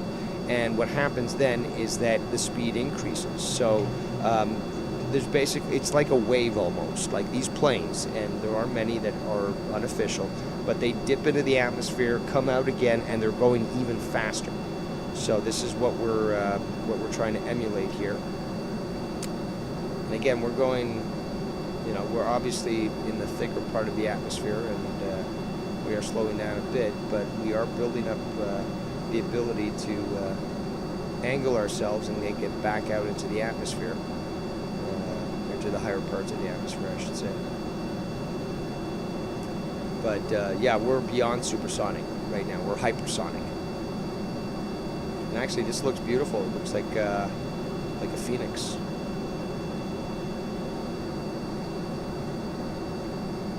So let's look where we are right now. We launched from there. We're already over here, and our speed will keep, and this will keep going. It'll just keep bringing us over. So we'll be able to continue at this speed as long as we manage ourselves, because if we go too high up, the atmosphere won't allow for our engines to work properly. And the problem is with two engines, they actually start to well, if you have one engine, it won't like spin out. The other end, like if you have two engines, it will certainly start to spin out. And now we got that right now. We went a little too high, 27 kilometers. We're gonna have to watch that.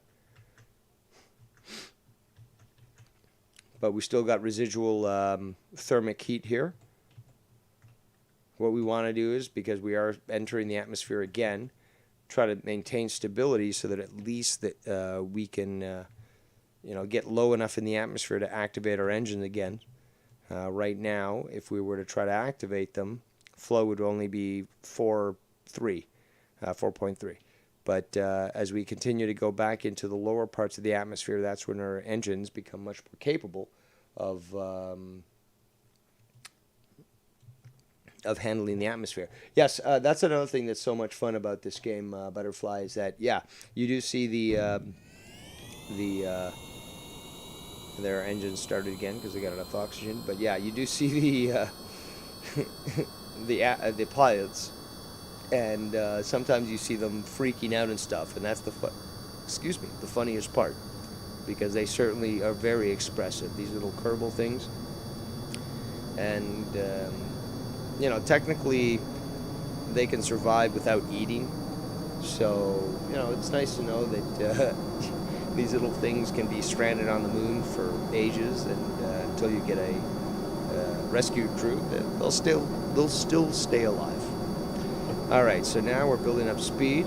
We are at 13 kilometers here, so we're going to be pulling up. We have our engines at full, so we're going to reduce those. See if we can get our nose pulled up here. But yeah, as we get closer into the thicker atmosphere, and again, it totally looks like a fucking Phoenix here. I think I'm gonna have to rename this the Phoenix. Look at that, it looks fucking gorgeous. Fucking gorgeous. My designs are just awesome. So now, we're gonna increase our speed again. We're going to try to avoid 27 kilometers because that seems to be our limit when it comes to our engines. But now we're going supersonic, which is why we've got the white disbursement from the atmosphere. And you can see our speed building up right here. Now we're going hypersonic, where we're getting actual heat and plasma coming off our craft. And that's what you see when you'd watch videos of the shuttle or Apollo or SpaceX or Soyuz. The fire that's coming off is basically a plasma that's being caused by its reentry. So, we got Minnesota Vikings fan in the chat. Shout out to you, good sir. When's your next show, man? I keep asking you. Tell me when your next show is. You don't. So we're at 18 kilometers. We want to try to lower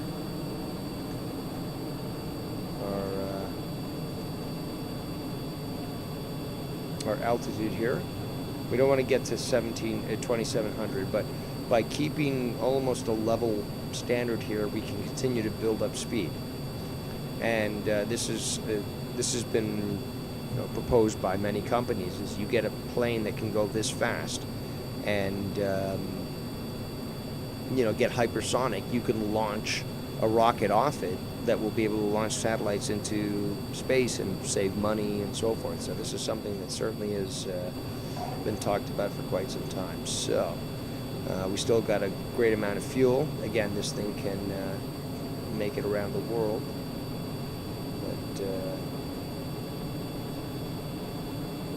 want to try to keep our nose up. Come on.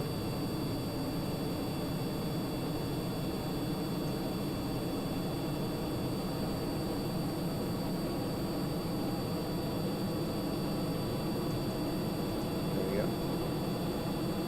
If we go into the inside here, this is kind of cool. If we take a look at the view, this is what Butterfly is seeing right now. All the plasma going off the ship. Off the plane as it goes hypersonic, and then you got Latino. He's like, yeah, man, I can dig it.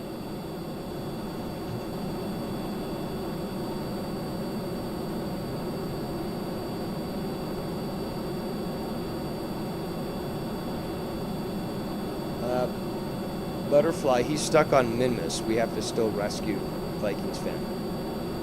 He landed properly, but his ship was destroyed, so we still have to get him off that planet.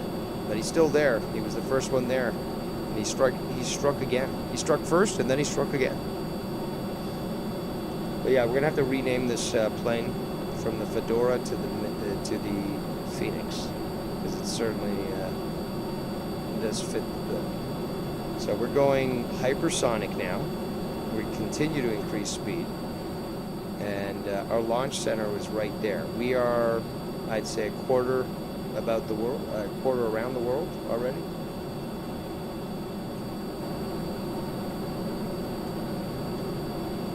And we still have quite a lot of fuel. But yeah, our speed's increasing quite dramatically. We're continuing to increase. And we're nice and level, so we're not increasing our altitude too much. So we want to avoid 27 kilometers because we know for a fact that's where our engines cut out. But as we continue at only 16, we increase, well, our speed are now decreasing as we fall in, but we're certainly maintaining a sufficient amount of speed that we can continue on our way. In fact, we're continuing enough speed that we're building up our apogee.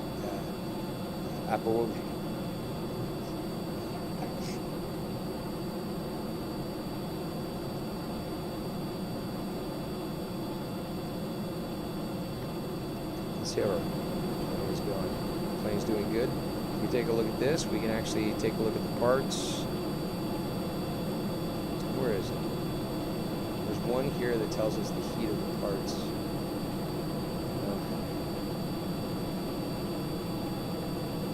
Can't remember. But yeah, one of them tells you how hot it's getting and so forth, but especially when they're getting close to exploding.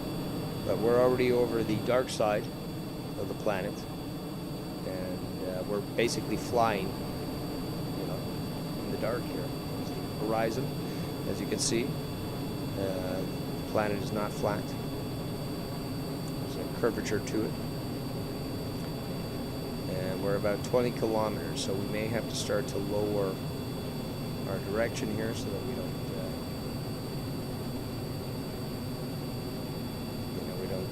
encounter parts of the atmosphere that's going to get us to spin out.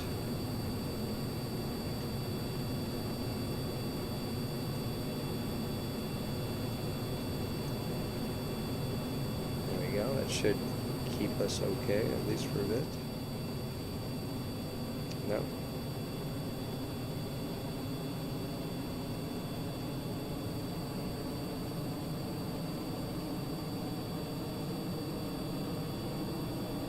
Trying to get us in. Yeah, there we go. Our apoapsis is increasing. We're still going extremely quick. Yeah, hypersonic. Butterflies as pilots, serious faces. Yeah, there you go. They're very enthralled. Gotta keep our plane stable here. F-12, secret high-speed plane, piloted by Butterfly and co-piloted by Latino Heat.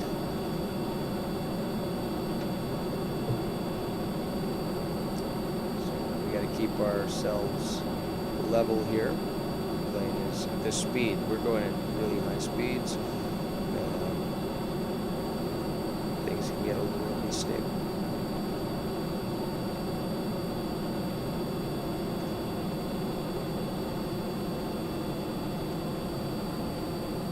Come on, where's my fucking...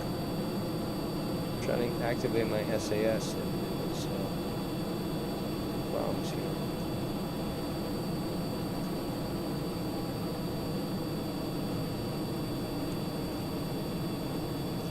We're at 19 kilometers now, we're dropping again.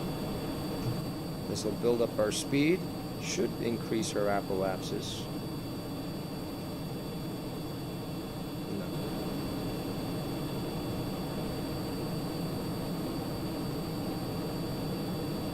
Still got a lot of fuel, more than half.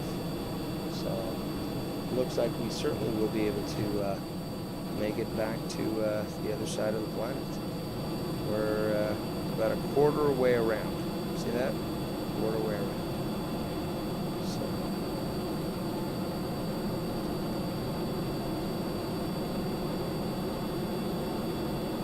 this plane certainly has the speed necessary.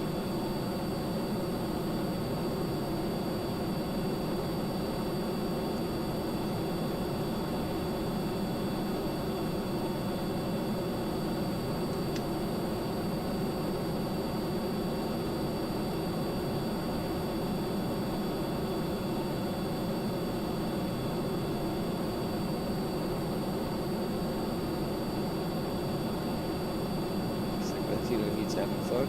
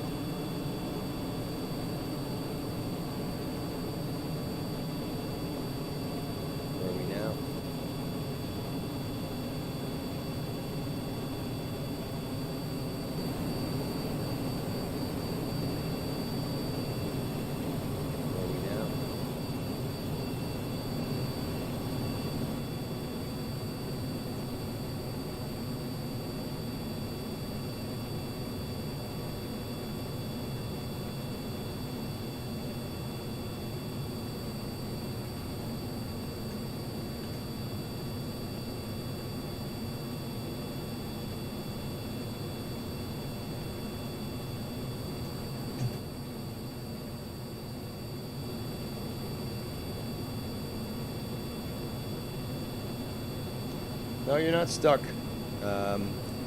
It's just a long flight around the world. Uh, I could try to fast forward it, but then the physics breaks and the plane might break apart. But hey, if you want to see that, we can do that. But no, we continue to go, and I'm just trying to do some slight corrections here on our flight plane. We continue to go and operate at hypersonic speeds, and that's why we're covered in plasma. And got to keep watching our altitude here so that we can, because when you're in these higher parts of the atmosphere and there's not as much resistance, you can get planes that can go extremely fast. So that's the most efficient way to get this plane to actually be able to, cross the planet. So that's what we're doing right now. If it was closer, if it was more denser part of the atmosphere, it would go a lot slower. Right now, it's utilizing the thick atmosphere to actually power its engines. So that's what a lot of these jet craft requires, a substantial amount of atmosphere so that it can go hypersonic or supersonic.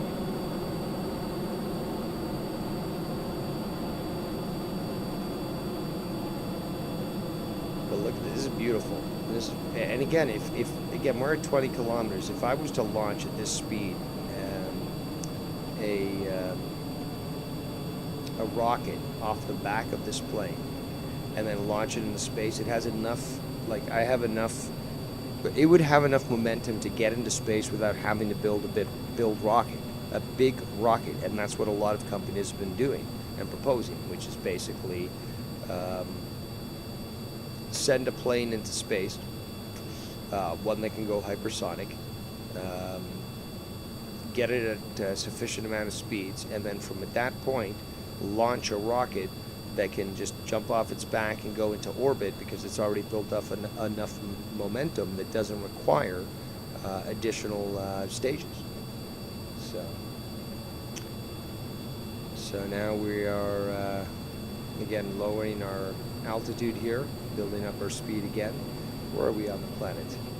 So we're a third.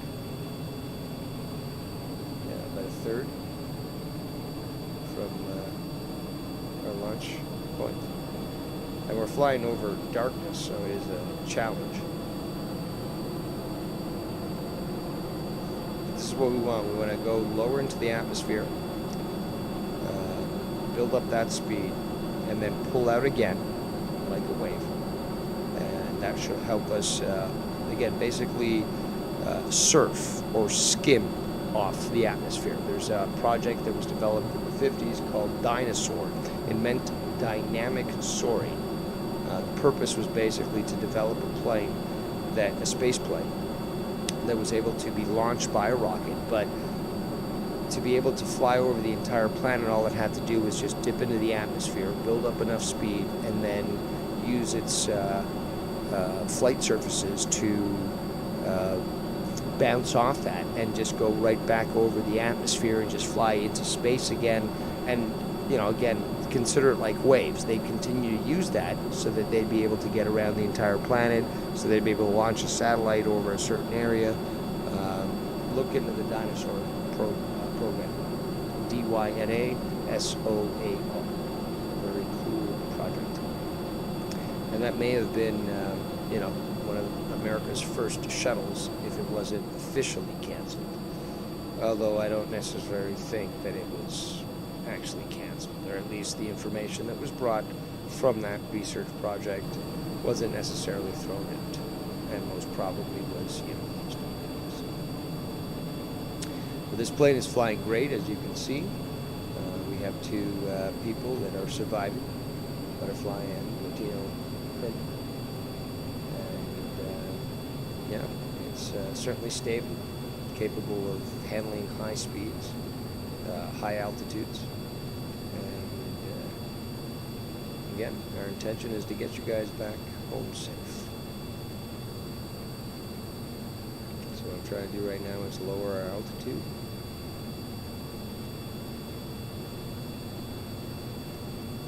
We are at full throttle, and we've just, gone a little bit lower than our 50% liquid fuel. So we've lowered our altitude here, building up speed.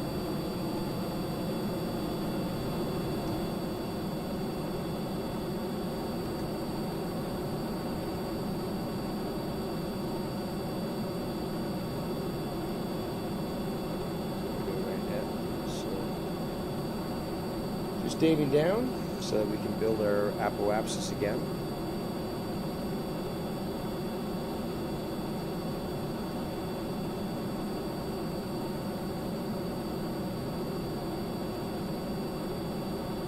It's very, very fast speeds.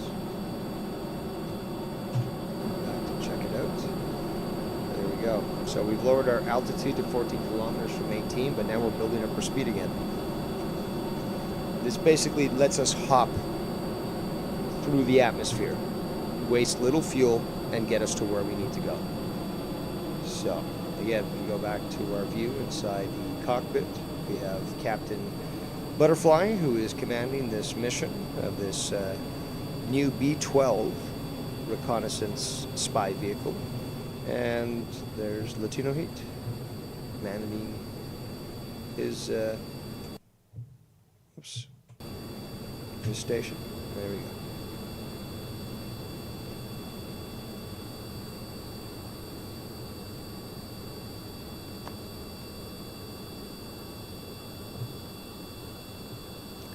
So, oh, we're going a little too high. So we have to lower this.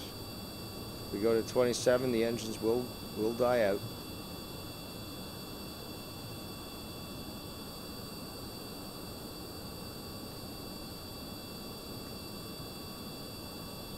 Good.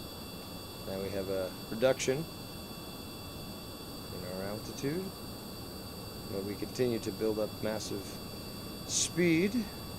We are currently slowing in speed just because we're hitting a portion of the atmosphere, but as soon as we hit a nice thick portion, the engines will kick in and start to really kick it up. There we go. Now they're kicking it up.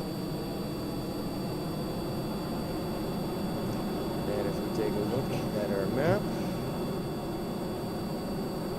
We have to pull up here, get our apoapsis up, but we are almost halfway around the world.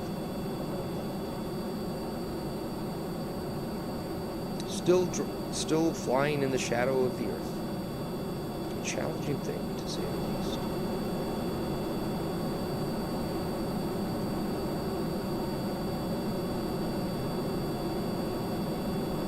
Hypersonic now.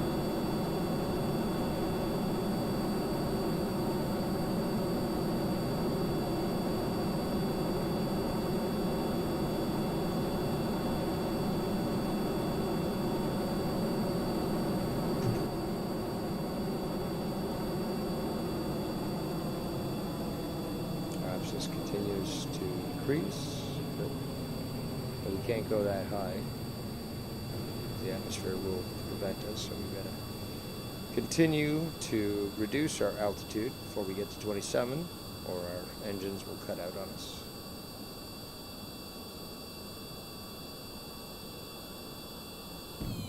Oh, there we go. Engines have cut out.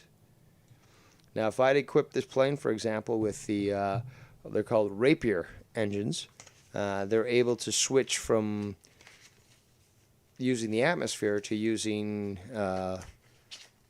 liquid oxidizer, which basically would just allow it to go from in the atmosphere directly into space. But you need to be building up this sort of speed to get it in there. So, yeah, at least this is a competent platform that we can potentially adapt to do that sort of thing. So we're dipping down. We're at 30 kilometers. Now we're going down again. As soon as we get into a portion where the atmosphere is working, the engines will kick up again. You'll hear them, and we'll continue on. We are currently almost halfway around the world. Almost halfway around the world on still one tank of gas. Now, will we get there? I don't know. We may have used a little too much fucking around. But we'll see. We'll see where these two land. Shout out to the 6 viewers. Alright, so our engine's just activated.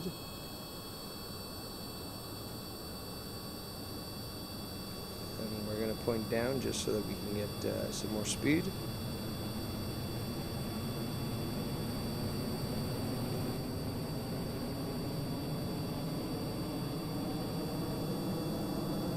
So we're falling to about 18 kilometers. We'll start pulling up very soon. Just to get some hit again. There we go.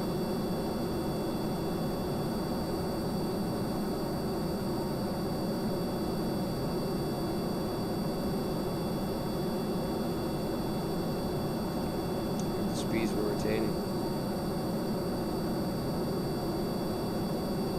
Phoenix is looking beautiful.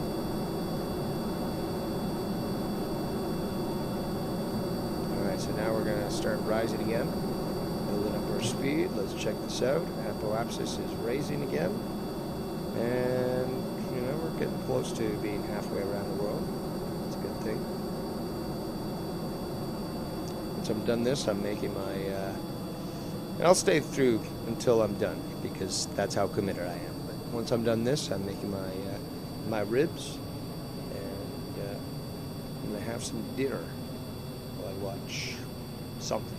Maybe some wrestling, maybe some Star Wars. Like, I'm the type of person that literally can go back and watch the original Star Wars trilogy, and we know what the original one is, anytime. You know, Star Wars, or A New Hope, as it's now called. I can watch that any time. I can watch it multiple times.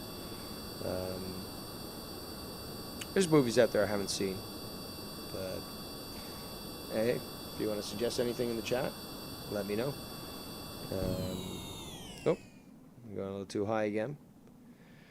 Good thing, though, is that if you have a properly designed plane, that even if you go way too high and your engines do cut off, that eventually when you start to get back into the atmosphere, the engines, you know, not only just kick on again, but it'll keep you stable. It's not, because sometimes, quite often, more often than not, because of two engines, one engine kicks out first before the other one, the plane goes into a spin. But depending on how you design it and the weight that you distribute, you can actually have it just, you know, power out at a high altitude, 27 kilometers. It'll continue to go. It's still going hypersonic, as you can see, right? We're 1,000 fucking meters per second, but it's still stable, and that's because of the airframe. The plane, the engines are acting up again. There we go. They're activating. The apoapsis should change, but we're gonna probably have to change that. We want to drop lower down into the atmosphere, which will increase our speed, but it will allow us to, because right now we're destined to crash into the water, but once we start to pull up, it will actually get the apoapsis much higher, and we won't crash. So as we build up speed here,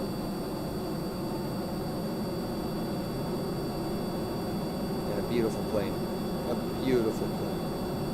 Look at that. That literally looks like a Phoenix, literally. So we're gonna pull up here. Come on.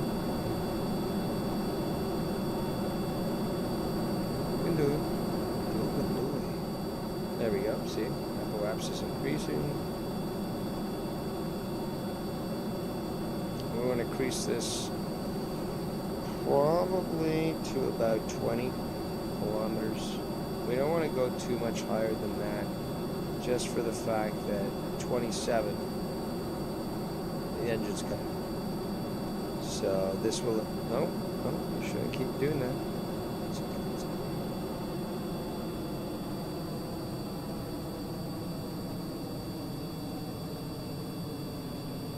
if we can keep the apoapsis moving, if you make a properly engineered vehicle, the apoapsis will always keep moving in front of the plane, and you don't have to compensate for anything.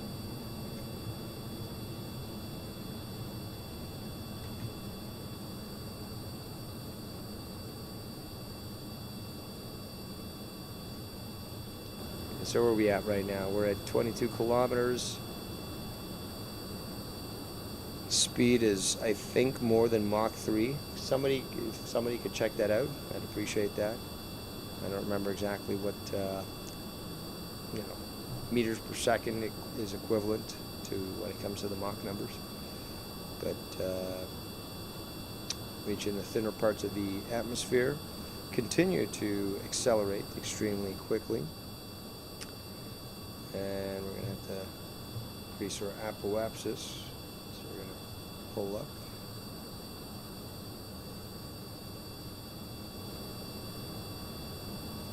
And we're almost around the entire planet. Well, maybe we've got a third to go. You know what I'm saying. So, our speed increases.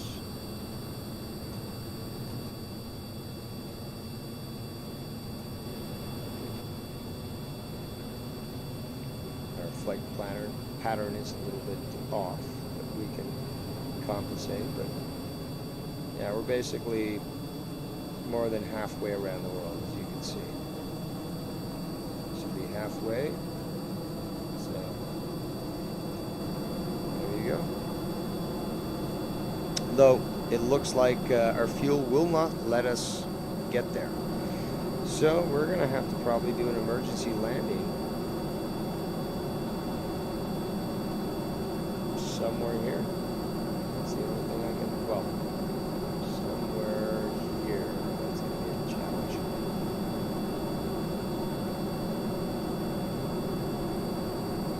Oh, shit. I don't even think if we will be able to meet that, because the fuel that we've got left, I think you guys are going to have to ditch in the ocean. Damn it.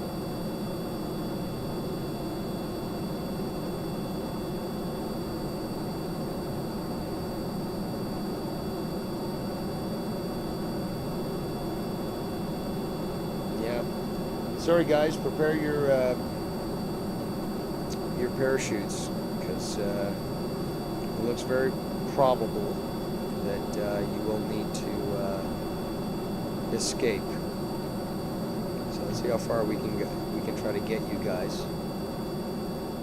Maybe with the fuel that we've got left, I can get you to land, but it doesn't look likely. You guys are gonna have to eject over the ocean. And we're going to have to send our rescue mission to help you out here. That's unfortunate. So now we're at 25 kilometers. Engines have shut off. This might be able to allow us to coast, but I'm not sure, guys. I'm sorry. I was able to do this before in the past, but for some reason, today, I wasn't able to cross the entire planet. And, yeah, it looks like we're going to have to do an emergency abort over the ocean. I don't think we can actually get to where we need to. But we still have a little bit of fuel left. So, you never know. It looks like you will have to jump out, Butterfly. At least you guys have parachutes, and we can recover you guys. We will send the ships to, come pick you up. But the amount of fuel that's available on this plane, I just don't think is going to get you guys to land. I mean, we could get you guys to land here, but yeah, it's very mountainous too.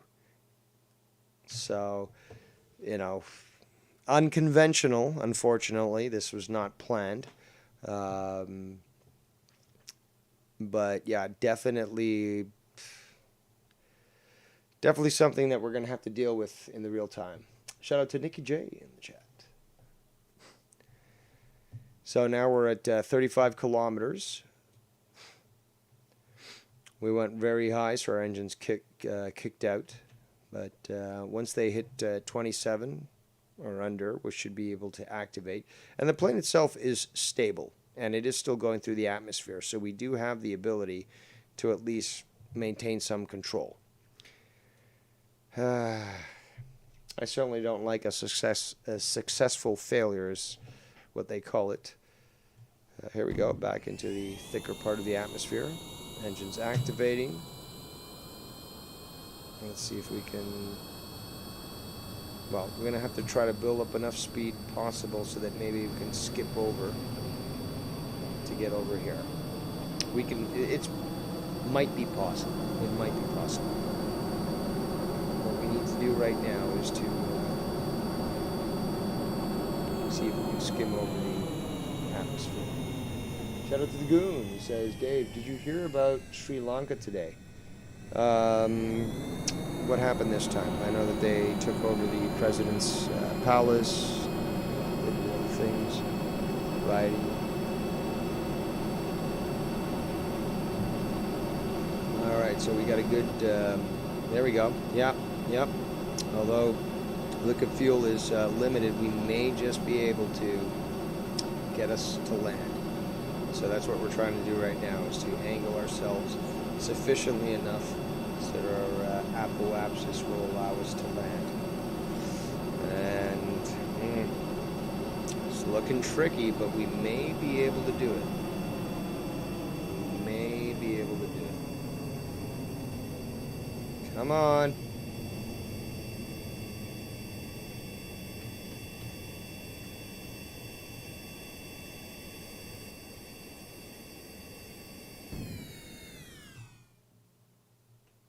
Okay, engine's cut out again. Let's see if we can stabilize ourselves here.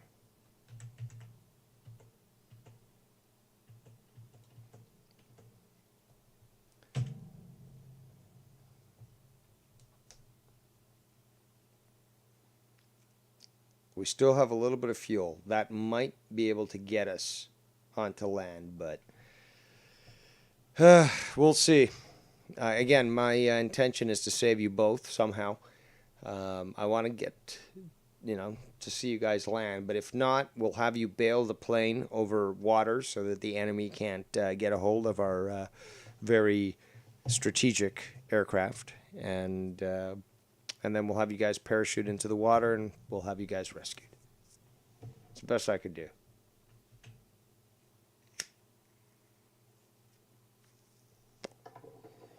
Cruising at 36 kilometers, going at 981 meters per second.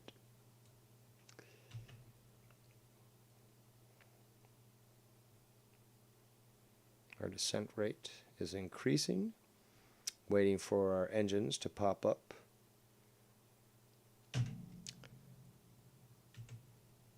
About 27 kilometers, they will activate.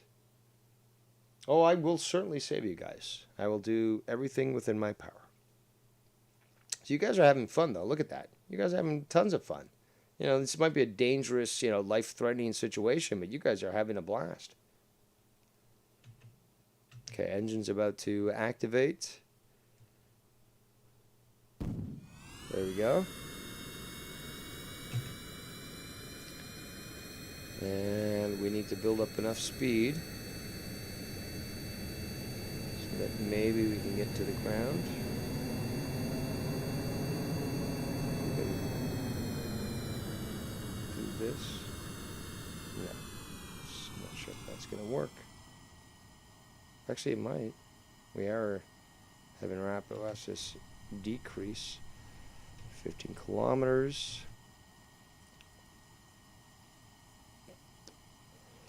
It's a good thing about the resistance of the plane itself from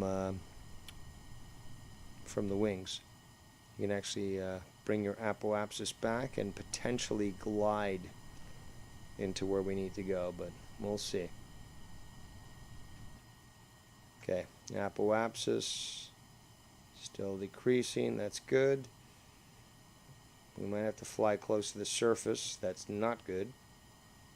But we still have enough fuel here that might be able to save us.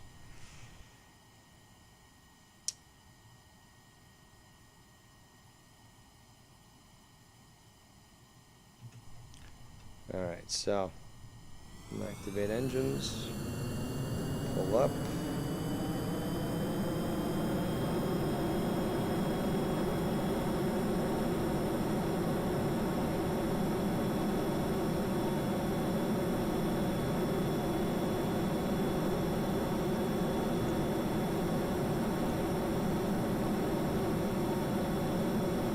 Supersonic. See how far we can get this engine going. Okay, that's what we want. We want the apoapsis to continue. And yeah, we're gonna get to land. We're gonna get to land. There we go. We're gonna quit our engine right now.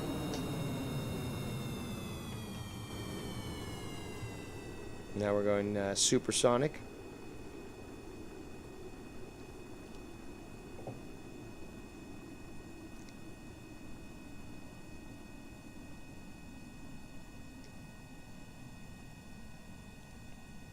But we are decreasing our speed, and as you can see, this is decreasing as well.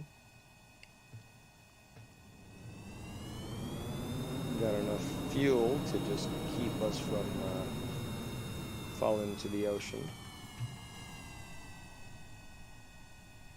And we're still at an altitude of 16 kilometers. We could technically eject you guys now and keep you guys safe. I think we may need to do that. This is not a landing spot that I want to be in because it's very rocky and well, not the easiest to land in. What say you? Should I eject you guys and have you land via parachute, or should I attempt to have you land? We are at 17 kilometers here. This is obviously decreasing, so we'll have to decrease this a little bit. See if we can land. We're almost out of fuel anyways.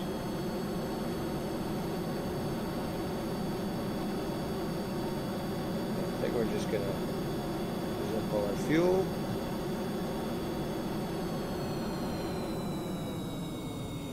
And see what we can accomplish. So we're just leaving hypersonic or supersonic speed. It's all very, very mountainous.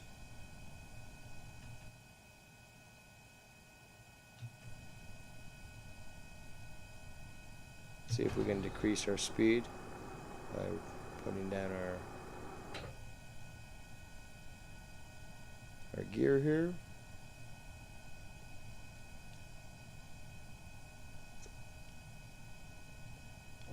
We have very little fuel left.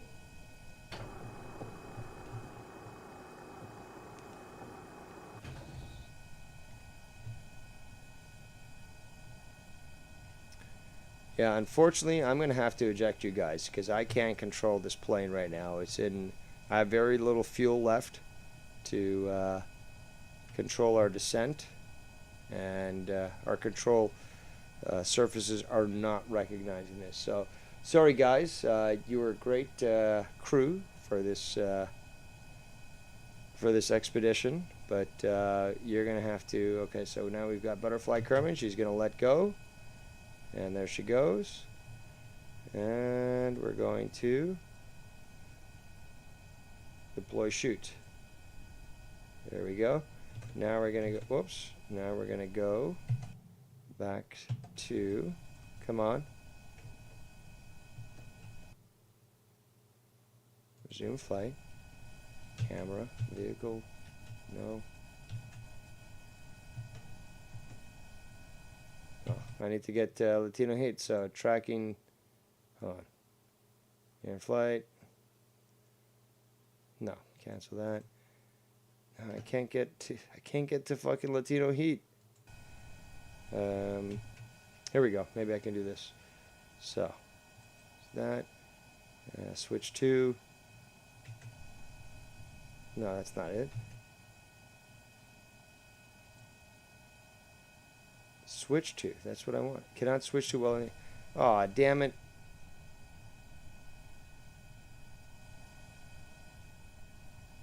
Where's the plane?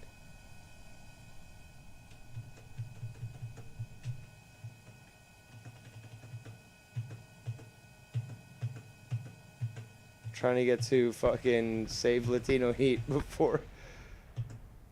Oh, it does. God damn it.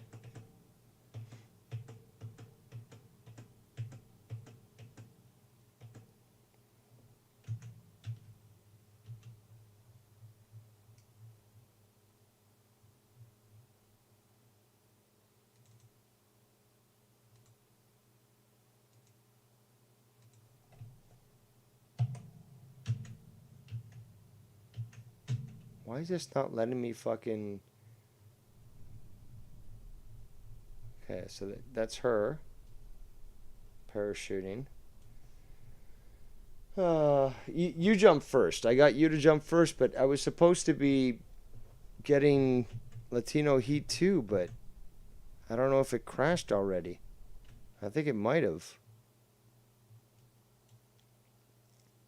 It did. It probably did. Because I don't see it here. Well, unfortunately, rest in peace, Latino Heat. I did try. Tried to save you both, but it looks like only one of you was able to make it out alive. So, sad. So, there goes Butterfly, who's coming down in her parachute.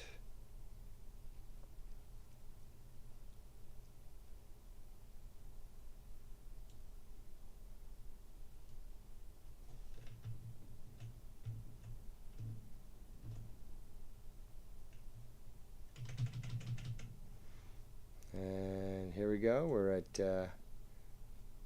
200 feet, 250 feet, or meters, I should say. Latino Heat looks like he died.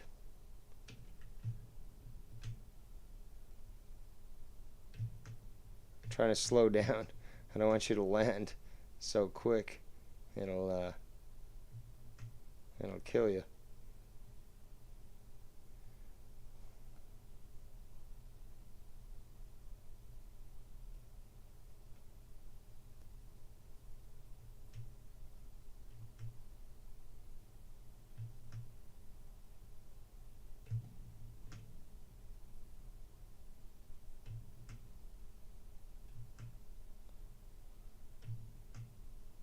Trying to reduce our surface speed as much as possible. There we go. Well, a little bit of stumble, but there you go. Get up. You can get up. It's okay. Come on. There you go. And you can take off your helmet, because now it's okay to breathe. So, well, we had one survivor from our experimental aircraft, but I got to say one thing. It was a very interesting experience, to say the least. But yeah, at least we have one out of two pilots. Yeah, that's right. You have respect. But yeah, Butterfly survived, and unfortunately, well, Latino Heat suffered, and I did try to save him, but this game has an interesting way of restoring people who died. So I'm sure that we'll see him again in the future. But I got to say, that was actually a lot of fun. I've been going on for about 2 hours, 25 minutes. It was different. And certainly, it was fun to have some interaction in the chat. But yeah, let's end it on that note. I'm not too sure if there's any shows going on tonight, but regardless, I hope you who chose to tune in today had a good time, because I did. And Yeah, we'll see you next time.